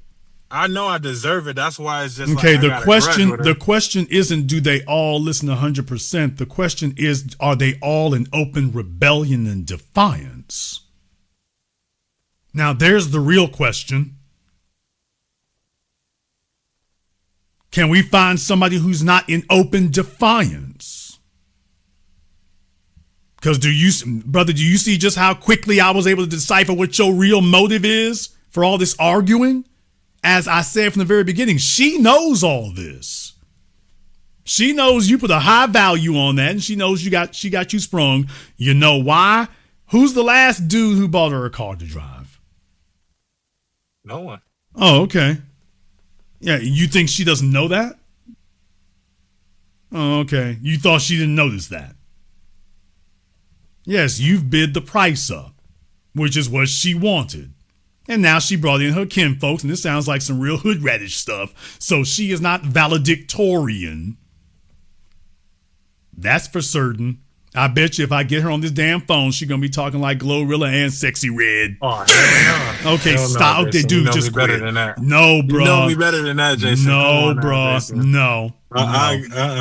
Come on, Jason. Dude, you literally just told me she had her cousin in your damn car. No, her sister. Okay, her sister in driving your car. If that ain't hood radish, what is? What is? Her sister ain't got a car of her damn own? No, her sister, she just got her license. Okay, this is my auntie and them mess going on, brother. What are you doing? What do you think you're doing here? No, it's really like her only family. That's the only reason why I would even like let her even within our house space. Okay, how'd that work out for you? It worked out terrible. Okay, and you're still arguing to rationalize it. You're still trying to explain it away. That's her only family. Okay, she's obviously not responsible enough or capable enough here. But the bottom line is you already took that into account and said they don't have anybody else driving it. And then she went off and did that. Now we take a look at what we're doing. We're still sitting up here arguing about, well, it was that bad. And she mean that. Okay, is that a dog back there? Right. Yeah, that's my dog back there. Okay, there you go. All right. Just when they lonely out here, y'all. Just say, hey, if he had 2 women, he wouldn't have a dog. I'm just saying. So yeah, brother, I've already diagnosed what the issue is here. So the bottom line here is that she's gonna be a bill. She's gonna be a bill. She's gonna be a tax. So I hope the sex is worth it because she's already taking finances out of you. When it's time to renew your premiums, here we go. And you won't be able to get away from it. Yeah. Even if you change carriers. Yeah, a lot of folks think they're slick with that. No, you won't. Yeah, he's looking at me crazy right now. He didn't know that's the way that works. No, I definitely knew. I had. Oh, good. Why don't you go ahead and tell me how it works? Since I'll be explaining it to everybody, tell me how that works. I know that there's a record that's being kept in. Where? I don't know exactly on that. I don't know exactly precisely. Okay, so do you think the other insurance companies are going to check with your insurance company to get that information? You think that's how they're going to find out? They're going to find out. They're going to find out some way. Okay, there's I know two they're- ways I know they can they're- find out about accidents. Number one, Department of Public Safety. That's one. But that would usually be on your driving record. The issue here is this wouldn't be on your driving record now, would it? It'd be on my insurance record. Okay, but how they get you? No, that's sir. The insurance records are with your insurance company. How would another company find out about your insurance records? Is with another company. How would they find it out? Must be public. Kinda. Something like For that. those of you who don't know, the most common way they do is that most of these companies have access to something called LexisNexis. LexisNexis. Nigga, that's what? it is. For those of you who do not know, most of them have access to LexisNexis. LexisNexis, So you all have heard of FICO, and you've heard of Dun & Bradstreet, who do your credit or business credit. But there's a third entity that most people have never heard of. They've been collecting information for decades, and they're called LexisNexis. Now, LexisNexis, back when you used to be in newspaper and print, Rush Limbaugh used to have a subscription to them. They were fantastic for journalistic records, but LexisNexis does a lot more than that. Companies subscribe to them to get other consumer information. By law, you have the ability to request a copy of your LexisNexis record also. And you would be surprised what's on that. A bunch of stuff that FICO don't even know about, because that's not the stuff that FICO looks for. LexisNexis basically builds a profile of you. And your driving record and your insurance record for the big companies, they send that information to LexisNexis. Hey, I got a question on that. Oh, I was like, ooh, yeah, I didn't know about that. Ooh, I got more questions now. While you on the topic, so I had a Tesla, and there was an accident. There was a insurance claim because I ran over something on the highway driving across the country. Ran over something, and I filed the claim, and the car ended up getting totaled about a year later. But when I went back to get another car, they were telling me there was something on my record on the LexisNexis that was saying that when that claim happened, that it was my fault, but it was something that happened. LexisNexis can have errors. LexisNexis can have errors between them and the DMV. They can have errors. So yeah, that happens.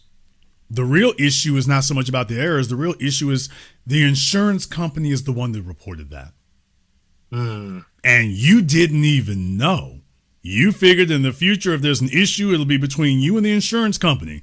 You had no idea. Even if I change carriers, hey, another insurance company may check LexisNexis too. Right. Even though I'm not with that old insurance company anymore. Now, that's what she's gotten you into. And it's just like, wow, is the sex worth this? Okay. Is it worth this? So she's running up the damn bill. Not only did she mess up the car, which means the integrity of the car is now compromised. Now our insurance rates are about to go up, if they haven't already. Because you said she wrecked the car a year ago. It was like a little fender bender. Like okay, you said she bumper. wrecked it a year ago, which means you've already suffered the insurance premium hike. No, yeah, it went up like 100. It went up like $60. It went up like $60. Okay, I guess this is an old car. But this is an old car. But the bottom line is, it's a 2022. It's a 2022 Honda Insight Touring. But the biggest thing for me, Insight was that an electric car? It has like a little electric motor in it. Okay, hybrid. All right, well, congratulations there, dude. Y'all notice he's still jawboning over there. $60, okay, bro. If you're ready to pay, like I said, y'all, he's getting taxed. But she do bring some contributing assets to the table. Okay. But she's not listening 100%. Y'all, I mean, he is sprung on that little 25-year-old waist. He's sprung on that. He's like a dope fiend over here. It's just Jason. Can you tell me how I can hold on to this? All of y'all, everybody who's watching on the screen right now, just go ahead and take a look at y'all screens in the bottom left-hand corner. That's him. That's him in the bottom right-hand corner, y'all. That's him. So, yeah, bro. Yeah, you just get ready to have a lot more expenses than you otherwise would have to pay. Since very clearly you are willing to pay that 25-year-old tax, you're very clearly willing to pay it. So, yeah, just go ahead and hunker down and get ready for that. So you saying if it was you, you give her the boot? I didn't say that at all. What I'm saying is I can do math, and I'm just checking to see what she's doing that is worth the. First of all, the disrespect quotient. There ain't a dollar figure you can put on that. Jason, what can she do to outweigh disrespect? I don't think it was disrespect. I think it was disrespect through incompetence.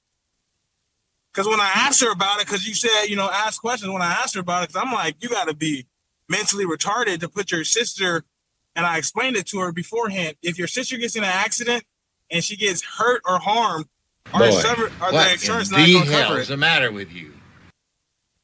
I'm going to have to get somebody to make me a "this nigga here" sound drop. That's going to be the next one I'm going to have is "this nigga here." I mean, y'all heard all that stuff I just said to him, and then I feel like Vigo from John Wick. Did you hear a word I just said? No. I'm just saying, he's thinking about somebody else. He's thinking about somebody else gripping them butt cheeks, them little bony sized two butt cheeks. He's worried about that. Headache at that point, Jason. He's worried about, dude. You fighting tooth and toenail to hold on to it. You're fighting tooth and toenail to hold on to it. So I give her the full boot. Brother, you can give her whatever in the world you want to. All I'm saying is, by the way, State Farm has a new bill for you. And the car, by the way, where's the car? Are you in it right now? Yeah, I'm in it right now. Nigga, what? Yeah, I just got off of work, so I'm just posted right now.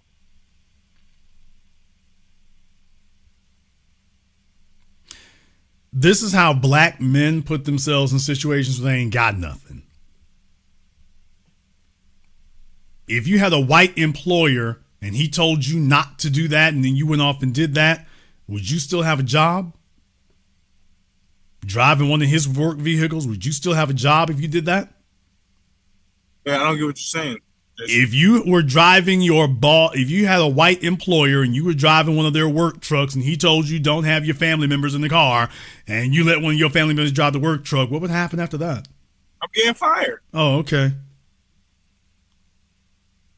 Yeah, they value their stuff. I'm just putting a light on that. That's your personal vehicle she was driving?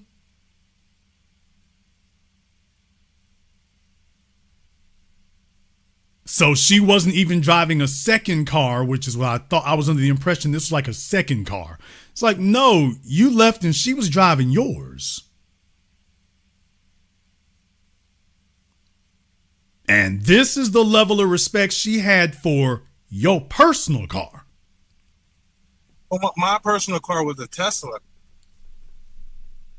Okay, sir, where's the Tesla? Tesla was total. Okay. What's your point?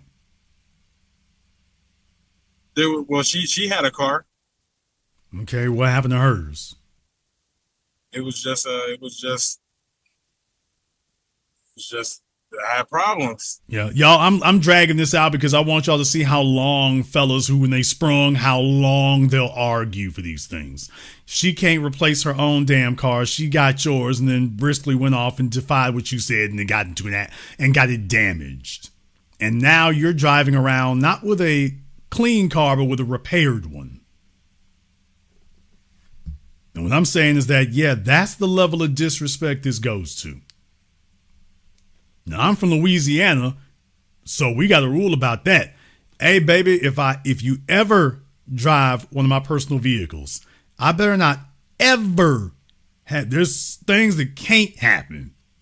It can't get damaged. You can't let somebody else drive it, and you better not be talking to another nigga on the Bluetooth. And deal with it, nigga. But that's disrespect right there. You don't do that. That's a zero tolerance event. This is your car she was driving. So she should have been on her P's and Q's. And that wasn't what occurred. And now here you are sitting with it. Like I say, he's willing to endure that as long as he still gets access to her. So all I can say, bro, is what you need to go do is go buy another car, go buy a beater that you don't care what happens to it. And then her and her sister can drive that and then go play bumper cars or whatever. They need to go get their own damn insurance. But since this the way you gonna do things, go get a second car that you don't care what happens to it. Because clearly you and her don't drive very well. So both of you are not very good drivers. You're just going to have a very expensive life is what you're going to have. It's going to be very expensive and you're going to spend a lot of time just starting over from zero. Either because of you or the folk you choose around you. And unfortunately, the folks you choose around you are acting just like you. So you all are taking assets and you're squandering your assets. You already bought a car. You had a Tesla. Why are we buying another one? This is just wasting money now. And it takes time to get money, so we're wasting time. And now she sees it don't matter to you. So she's like, well, screw it. Yeah. And now she's helping burn your money and your time for you. So for me, wouldn't be me. For you, I'm not here to tell you what to have or don't have. I'm simply here to do the math for you, which I've done. If you're going to do this right here, at the very least, have enough sense to go buy a second car that she can bust up and put the insurance in her name. Go find a car you can pay $2,000 for or whatever that's in reasonably good shape, I suppose. And her sister can go trash that one. Okay. Since clearly if that $60 don't bother you, well, then another $2,000 probably won't bother you either. And that way you won't have to worry about what she's doing. Assuming, of course, she doesn't end up upside down on Interstate 85. But yeah, see if you're going to do that, go ahead and do that. And then that way, when you pop into town or whatever, I guess, what city are we in? I'm actually in Minnesota. St. Paul. Okay, thank you, because Minnesota's not a city. Is she there too? Yeah, she's here too. Okay. So if y'all are going to be living in Minneapolis, Minnesota, Minneapolis, St. Paul, if you're going to be doing that, then yeah, you want to get a car that you're not so concerned about. No, I appreciate the game. I hear where you're coming from. Oh yeah, almost. Thank you, Belize Gal. I didn't ask that. Is she white?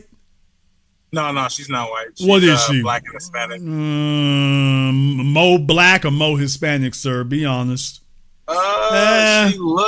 She looks more Hispanic. There you go. I'm about to say she's white. Well, Jason, she 125th black.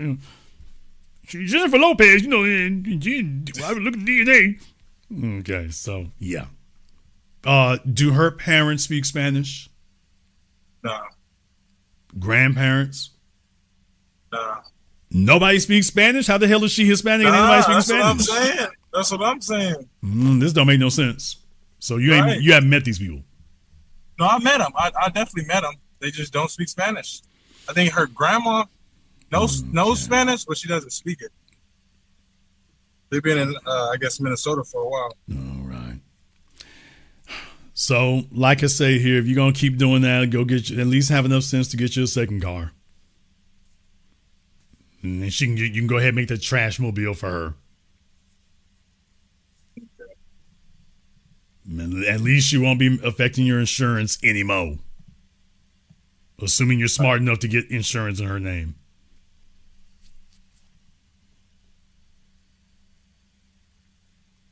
Oh yeah, and by the way, double your income.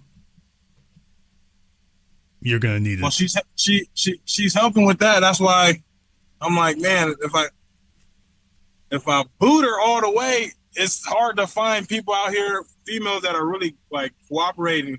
Yeah, because it's hard to find a female who'll bust your car up for you and defy you and ignore you. Yeah, it's hard to find that. Yeah, I should have thought about that from the beginning. You're right. I didn't consider that. I didn't consider how hard it is to find somebody to do that because I thought they were relatively easy to find. I've forgotten how hard it is. Yeah. What does she contribute to you, sir? Cash,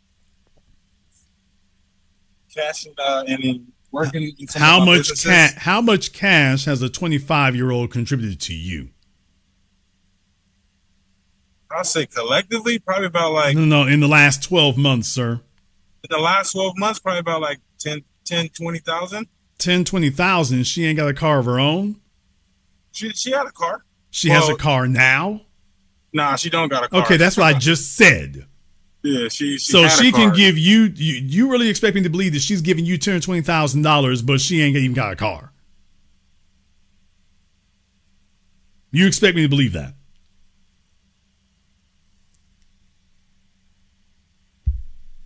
You smoke crack, don't you? You smoke crack, don't you? Look at me, boy. Don't you smoke crack? Yeah, yes, sir. You know what that does to you?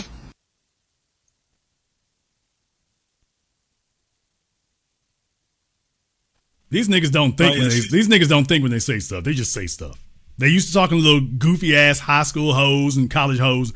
They don't think when they start talking like this, y'all. They don't think. They're not doing any math. They just coming off the dome. They just freestyling. So no. Or they're so used to folk they talk to, and other people just don't even really listen. So they're not really keeping track of what they're saying. It's like then they talk to me. Oh, yeah, I'm actually listening to you. Yeah, so she's got $20,000 and yet hasn't gotten a car of her own. That doesn't make much sense. That, as a matter of fact, that makes no sense whatsoever. Why would she do that? Wait a minute. You say you've been talking to her for 3 years? About 3, yep. Yeah, buddy. All right, so. No, yeah, we was looking at getting a van or something bigger because we do a van life equipment. Okay, who's she living with? She has an apartment of her own. She got an apartment of her own. So she's not living with you. She stay over sometimes, but not she doesn't live with me. Okay. All right. And why is she giving you money? Well, I have a photo booth business, and why do you need her money? I don't need her money. Then why are you taking $20,000 from her if you don't need it? I wouldn't say I'm taking it from her. Okay, what is she giving you $20,000 for if you don't need it?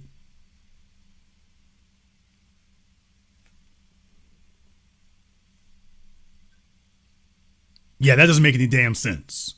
Why are you taking $10 or $20,000 from a 25-year-old? You 32, she 25, and you're taking $20,000 from a 25-year-old, but you don't need it.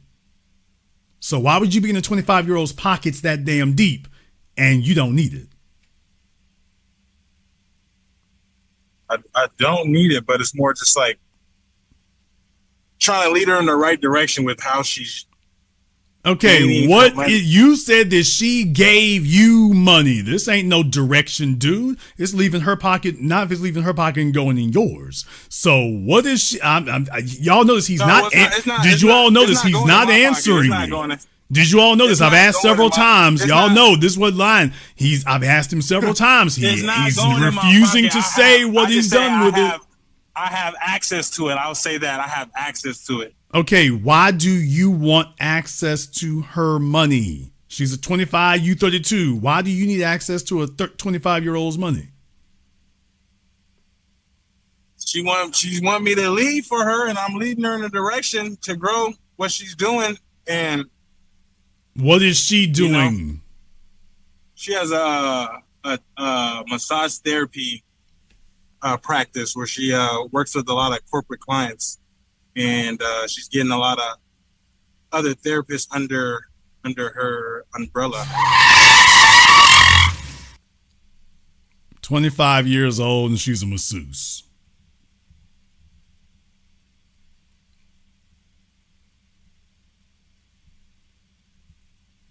Right. What in the Deshaun Watson? All right. Y'all, That's what I'm saying. he's She just got, gonna she keep got, rolling. she got some winning characteristics. Yeah, she's 25. She's a 25-year-old mixed chick with a size 2 waist. Yeah, that's the characteristic right there. And you think she's a good look for you, and you think she's cute, and you ain't never had nothing this fly before. And so he's making financial transactions. Not social, financial. He's leading with his wallet. He's doing that. No, I'm not. Jason, This story don't add up. This doesn't add up. It doesn't make sense. It doesn't add up or make sense. I'm not leading with my wallet. This is what it is. Look, when I first, you just told us you're leading with your wallet. No, I'm not. I'm You just spent the last 30 minutes explaining the ugly, gruesome details of how you leading with your wallet. I'm not leading with my wallet. I feel like I'm leading with. I feel. All right. I feel like I'm leading with my knowledge. Well, I said the results are what I'm leading from my knowledge based on the research that I'm doing and the instructions that I'm laying down, and I need them to be executed on point. That's okay. You called me to tell me that she's not executing the game plan. You writing up the plays and she. Yeah. Okay, not 100%. sir. Okay. If she was executing at 99%, you wouldn't be calling me. Correct. If she was executing at 90%, you wouldn't be calling me. She's not. She's executing at 90. I would say. I feel like it could definitely, of course, be better. Okay, obviously that you're trying to frame it as if she's doing 90%. You wouldn't be calling me if it was 90% because the 10% would be irrelevant. That would be inconsequential. If she's only off by 10%, obviously that 10% is pretty damn crucial. It is crucial. Okay, then that's bigger than 10%. This is like saying that Jeffrey Dahmer was a model citizen 99% of the time, which he was. He only killed people once a year, so 365 days in a year, he's cool for 364. Man, I mean that's 99.5% of the time Jeffrey Dahmer was cool. That 0.5% though, he's killing your mama, your kids, your brother. Okay, well, we won't let that get in the way. It's only 0.5%. I know it comes down to... It comes down to a little mixed chick with a size 2 waist. It comes down to that right there. That's what it boils down to. Nah, Jason. When I'm looking at her, I'm looking at if you execute, you can replace yourself fully, and that's what she says she wants. And that would definitely make my life easier because she can help with more of my companies and stuff. But her own company, she can have more therapists. It's just what you say about drive. You can't teach drive. And that's the part for me. It's like you can't say you want something and you're not willing to do it all the way until you reach the success. And so for me, you know, I've built a website for her. I've put all these different apparatuses together, looking at different contracts and helping her out with different contracts or companies. But I'm like, all right, if we're in Minnesota, there's a lot of big time companies. Okay, brother, I'm not gonna. I can't go here all night going around and around in circles here. The bottom line is that you want her money for something. And we know what you want her for. Well, like I'm and developing. You're doing a lot of splaining. Look, I got some land that I'm developing. And what you won't do is talk over the host. You're not going to do that. I got you, Jason. Try that with them little gals. You've done that several times tonight, so that won't happen again. You're making a complete fool of yourself. The fact I sat here so long makes him think it's not as bad as it really is. And Jason wouldn't be. I would make a total ass of myself. Jason would said this long. Of course I do. I got a YouTube channel to run. Of course I do. Your content, and I hate that term, content. But by the way, you're the comic relief. But yeah, definitely. Yeah, y'all. His folk from somewhere. It's like I don't know where in the Caribbean they're from, but he doing what they do, and it's just like you're squandering resources for sexual access. If you actually had a plan. It don't take $10,000-$20,000 from her to have that executed. You would have a specific dollar amount that she needs to have. And then all their focus would be on that. You don't have that. Which means there is no plan. Which means that you want that money for something else. But brother, what you're saying, y'all, when things make sense, it doesn't go in weird, wacky pretzel circles. When things make sense, when somebody is trying to get over, their explanation goes in weird, wacky pretzel movements. It does that. Truth is a straight line. Manipulation has twists and turns, and they hope that they lose you somewhere in there. But truth is a straight line, folks. It's very easy to understand. He would just be able to tell me, this is what it's for, and this is what we're going to do. He wouldn't be talking about, I made some phone calls, and all the little bull crap. It would be, yeah, this is how much we need, and this is what we're going to do. This is what she's done, and this is the next thing we're going to do. And that's not what we're hearing. Well, she good except for about half the time here. And 10% of the time is 10%, but apparently the 10% is way bigger than 10%. Otherwise, 10% would be negligible, but it isn't. So he's complaining about something, but not what he's telling me. The something is something else. Nah. I guess one thing, I'll end it on this, because you're making a really good, strong points, and I got some stuff to think about and re-listen. But when you're talking about competence, telling people more than one time about something, if they really just don't care enough to know to do better, but they just don't know. She does not respect you. She hasn't seen any reason she should. She knows she got you sprung. They raised their Latina gals to be rather mature early, which you fellas like because they'll be sexual. Yeah, but they also see themselves as your social peer. And now you're trying to flex some social superiority that you actually don't have. And that's bothering you. You want her to follow you. People don't follow their peers. They follow their superiors, not their peers. And you're upset because the chick you want to be your subordinate ain't acting like a subordinate. She's doing what you say when she wants to. And that's what's bothering you, which brings us 720 degrees full circle twice back to the respect issue. She doesn't respect you like that. She sees you as a peer and a playmate, because that's what you've been. Now you want to be a leader, and she don't really see you as her leader. And her family's not telling her to do that either.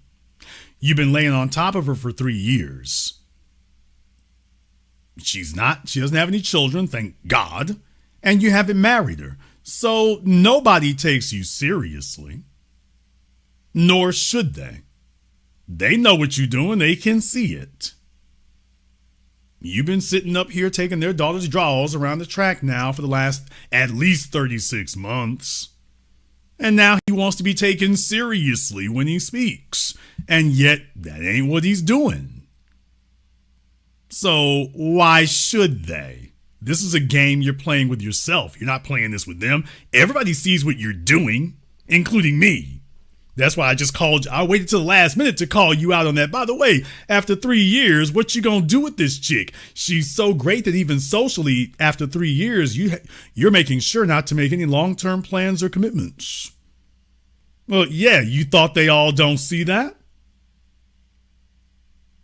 You thought they didn't notice this after 3 years, that their daughter is getting older? And then she's got other dudes who will take her little silly ass off the market. And yet there she is with you. They're watching her best prime years go down the drain with the Caribbean Lothario or Somalia, or wherever you folk from there. They watch that go down the drain.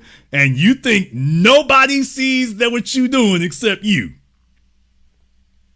You think nobody's noticed this. You think you're really that slick, or that you're really that ambitious or that accomplished in your Honda Insight. Nigga, please. That nobody sees what you're doing. Nobody noticed any of this because you are just so accomplished, by the way. They're so impressed with you that nobody noticed what the last 3 years. After 3 years, they don't have to ask what your plans are for her. You've already told them what it is with the last 3 years. It doesn't take 3 years to figure out if you're going to keep her. It takes 3 years to make it clear, yeah, we're not going to do that. Now I want her to follow me. And every time you walk out the door, everybody else is like, no, we ain't following this nigga, are we? She's like, no. If he comes up with a good idea, I'll go with that. But other than that, yeah, I'm not doing it. And every time you check back in, hey, you going to get that thing took care of? And she's like, I'm looking into it.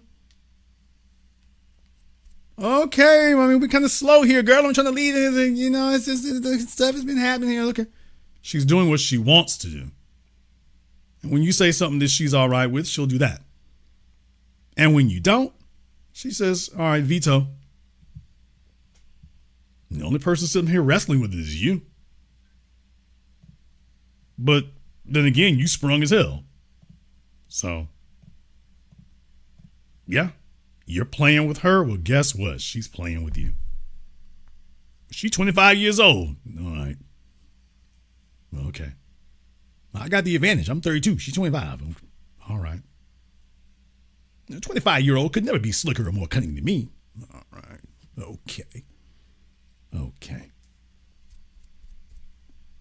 All right. Get you another car, bro. No, I definitely will. I appreciate the game. 32 years old, that 25-year-old Latina got him sprung. She got him sprung. He is sitting here trying to move heaven and earth. What does he have to do to hang on to them draws for dear life? This where he at. This where he at. And he doesn't think anybody noticed or sees it. He's sprung as hell and doesn't think anybody noticed. He's sitting here arguing. I think, especially some of y'all who are older than him, you realize, like, yeah, he's simply arguing to keep her around. He wasn't arguing for what she could do until we got to the end, and she ain't doing nothing. He's arguing that she's doing something, but then again, she's not. He said that she gave him $10,000 or $20,000. Y'all heard that. He said she gave him that. Then he's like, well, she didn't actually give it to me. His story keeps changing. He's just trying to save face and argue for justifying why he keeps her around. I've told you all this here for years. You fellas are not going to be mature until the day that you develop the ability to have sex with these chicks and then send them home. The fellas are more sensitive and broken than the gals are. These fellas don't have the ability to have sex with a hot little chick and then send her home. Put her in an Uber so she can't wreck any cars. They ain't doing that. They trying to figure out they more sprung than the females are. She's run up his insurance rates. She's messed up the car. And he's still sitting there trying to figure out how to make that work. So let me keep her around. So, okay, well, if you're going to do this, at least be smart enough to get a second car that she can go crash up on her own. And she's got enough money, you claim. First, she can't buy a car, but she can save up $20,000. How's she getting to work? All right. She doesn't have any money for a car, but she's got money for you. But this, man, your story is all over the damn place. No, the only thing that makes sense is little young mixed chick. He ain't used to that. Dude, Jason, somebody else will be. If I don't stick in there, somebody else going to be grabbing them butt cheeks if I don't hang in there. So I need to keep that right there because I've been doing it for 3 years. Yes, she's at the height of her sexual viability. She's never going to be as hot as she is right now. She's 25. For what she is, she's never going to be better than what she is right now. And he is milking it for all it's worth. And she's taxing him. She heard you say don't do that. A 3-year-old understood that. She was like, yeah, I don't have to do that, miss. You playing with her? Well, guess what? She's playing with you. So, yeah. Once again, in the Theme is Nice program, this is why the smartest thing would have been for him to have more than one chick. He can't afford more than one. And he's put all of his chips on the one that don't respect him like that. So, yeah.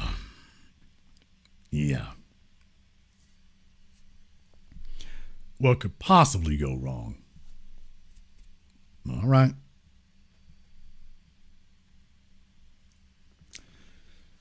All right. Folks, for the men who actually do have it like that, this is why we gotta have more than one. This is why we have to have more than one. It's just you can't put all your eggs in one basket. You can't do that. You can't. And this is going to be the way going forward. You're going to give extraordinary benefits. It has to be because you've got extraordinary abilities, which means there'll be extraordinary requirements. It'll have to be that. To all the ladies out there and whatnot, and like you can go, that dude right there, he's available. But for the fellas, y'all are really trying to get to, No, we're not trying to turn over the farm to one little goofy person. We're not trying to do that. Well, Jason, I want to be the only one. What can I do? You're going to have to beat out all your competition, and you're going to have to actually be the baddest of the bad, not the delusional, silly, stupid, think she bad, and you really just ain't. No, you're going to have to actually be that. You're going to have to be able to stand in a group photo and people objectively looking at you and these other females choose you over them. No, that you got to be that bad. So after you beat out the rest of your competition, and after you literally prove you're the baddest of the bad, and after you show competence and ability over a long period of time, after you show that, maybe you could be the only one. Or basically because you did a Highlander, you knocked off everybody else. So yeah, baby, if you get in there with your long sword and you start hacking and slashing and beat the rest of your competition off, I mean, if you survive it and if you knock all of them off, well, there's a chance that a man be like, okay, well, look, she's Red Sonja up in here. I mean, she's just beat the brakes off the rest of y'all. She's just worlds apart from the rest of you here. So let me consolidate some things. Well, that could happen. But until then, take your number, take your seat, do the best job you can, and get in line. Maybe you can be the main chick. Maybe you can do that. But by the way, most of you are sucking at being side chicks and jump offs anyway. What? Damn! Damn! I mean, let's just keep it real. You have not looked at your social media for anything that was not signed to a record label or a movie contract and said, yep, she needs to be in a $300,000 car. Let me go work 100 hours so she can have that. You ain't seen that. She opens up her mouth to speak. She shows up on social media. It's a damn crap show. It's not like you're killing the game like that. You look on your timelines. You look on your Facebook feeds. You look on your Instagram feeds. And it ain't really top material out there. Notice I didn't say it's not a lot of it. It really ain't top material. It's just a bunch of delusional chicks. It's really not prime rib. Ground beef 2 days before it expires, but it's really not prime material out there. So for the men, get your weight up, get everything together. Make sure you have options. You must insist on that from the beginning. Don't lie about it. Don't cover it up. Don't conceal it. Don't do any of that. This needs to be the norm. But fellas, you got to pay the cost to be the boss. You can't just say, I'm a man, I need more than one. That's not the way that works. You got to earn that. And the more men who are in the position to do that, that's what you do. Okay, well, Belize gal, just be the best side chick you can be. And deal with it. Baby, get in where you fit in. Be the best side chick you can be. But just be honest with yourself about where you rank. This is where we messed up right here. Y'all walk in the room with men who got options, acting as if you killing the game. Okay, no. Be very aware where you rank so you don't make a fool of yourself or offend his sensibilities. And okay, do it from there. Now you can make a deal. But this idea that every man gonna be desperate, and the last caller, at least this chick was 25. You got chicks out here middle-aged trying to drive a hard bargain. It's like, okay, you need to find a little desperate dude. Find a little desperate dude who just, this is what he can get. But for a man who's going to be extending extraordinary things, you talking about the Birkin, you talking about the Bentley, the man who going to be like, plop, there it is. Okay, that fella ain't acquiring that capacity so he can just have one female. Well, Jason, why would I get into that? So you have an opportunity to be number one. At least you have a shot. And don't let any of these lying females tell you otherwise. You do not deal with a 7-figure man who does not know all the cards are on his side of the table. You don't have that. Now, you might find some sad sack making $100,000 and, you know, retire from the plant or whatever. Okay, you might find that sad sack there. There's not much competition for him. For the men that you women are excited about and it makes you feel like a woman and you are passionate and you're not bored. Oh, the fella at the top of his game. Oh, well, he's got options and he's using them. And he should. And it will stay that way. So in Atlanta, prepare to be throwing elbows from here on in. Los Angeles, San Diego, Little Rock. Nigga, what? You name it. St. Louis, Kansas City, Oklahoma City, Lincoln, Nebraska. I don't give a damn where you at now. Ladies, get ready to throw elbows and bolos everywhere. It's going to be standing room only. It's going to be a knockdown, drag out. Pinfalls count anywhere. This is the new normal. This is the new normal. It's going to cost a hell of a lot more to get those extraneous benefits. It's just going to cost more to get that, and it should, because the men are working harder than ever to get that. So if you do get in those circles, and this is the new bill. Or don't. Keep being delusional. Turn on your Instagram. Go find a sad sack. Fantasize. Go stunt on the other clueless hoes. Y'all are all sitting around lying to each other anyway. By the way, y'all, we know on social media, y'all sitting around lying to each other anyway. I'm looking for any heifer on my damn timeline, even pretend like she got a G-Wagon or something. Like, oh, good. I want you and me to go ahead and meet up so all of us can go ahead and compare notes. When I put that out, you notice them heifers backed off of that mess.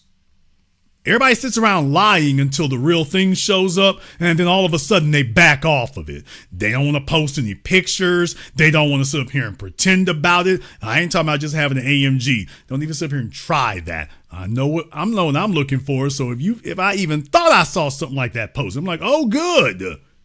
I'm so glad you and me are on the same level about this. Let's break bread and politic. All of a sudden, you don't see that stuff on the timelines anymore. Yeah, they only try that with people they think don't know any better. Women sit up here and just lie their asses off all the time. They pretend that they're taking trips. They pretend that they're going shopping. They pretend that they're getting money. They pretend there's something special going on. It's like, okay, if you take a look at it, you realize that's not occurring. It really isn't. They just go to stunt on lying hoes who go stunting on other lying hoes. That's what it is now. Lying chicks who go around stunting on other lying chicks. You know what they don't do? They don't come here where the men are. The men who can actually do those things, you notice they don't ever show up here where the real stunting could be done. Kind of odd how they never go where the real stunting is at. They just go around other little broke hoes lying and hoping that the men who know the truth don't ever show up. So, yeah. Real weird. Oh, yeah, and we noticed that too. Why in the hell should we limit our choices and our selection when the females are out here lying for a living? So the women ain't playing by no rules, but the men is, okay, all you fellas over here now, don't talk out of line. Y'all need to play fair. Okay, the women ain't got no rules, but the men need to be chivalrous. Okay. So no, ladies, this is what it's going to be. This is what it is going to be. You wanted a free fire zone marketplace. You have it here. The men are going to continue being competitive. It's going to be happening that. But the little simp dudes giving up everything for nothing, they are out of fashion, out of style, out of season, and out of time. So welcome to the world of non-exclusivity. Welcome to the wonderful world of options. And no, the men get to do that and you don't. Because what you're expecting from men is not what men are expecting from you. Or you can do that. Just understand there's levels to this stuff and you can start in the basement if you want to. Damn! There's levels to that too. But yes, the men have to work harder than ever to get what they're getting, and you will have to work much harder than ever to get that. And as always, may the best woman win. I don't have a problem with it. I'm not trying to change female nature. I'm not trying to challenge that. And let's be very clear. Ladies, you gon' compete. What? Oh, yeah, one more thing. Ladies, this is why the fellas out here lying. You're so damn stupid. You don't have to lie about it. Fellas, be straight up. The whole reason for having the G-Wagon, the whole reason for having the Bentley is so when you pull up, the conversation is over. It's no more conversation. It's just competition. The whole reason for you showing your capacity is not to be no trick. It's to stop the damn conversation. There's no more conversation when you roll up like that. It's just competition. Tell them, hey, baby, I didn't come here to talk. On your mark, get set, get ready, and run.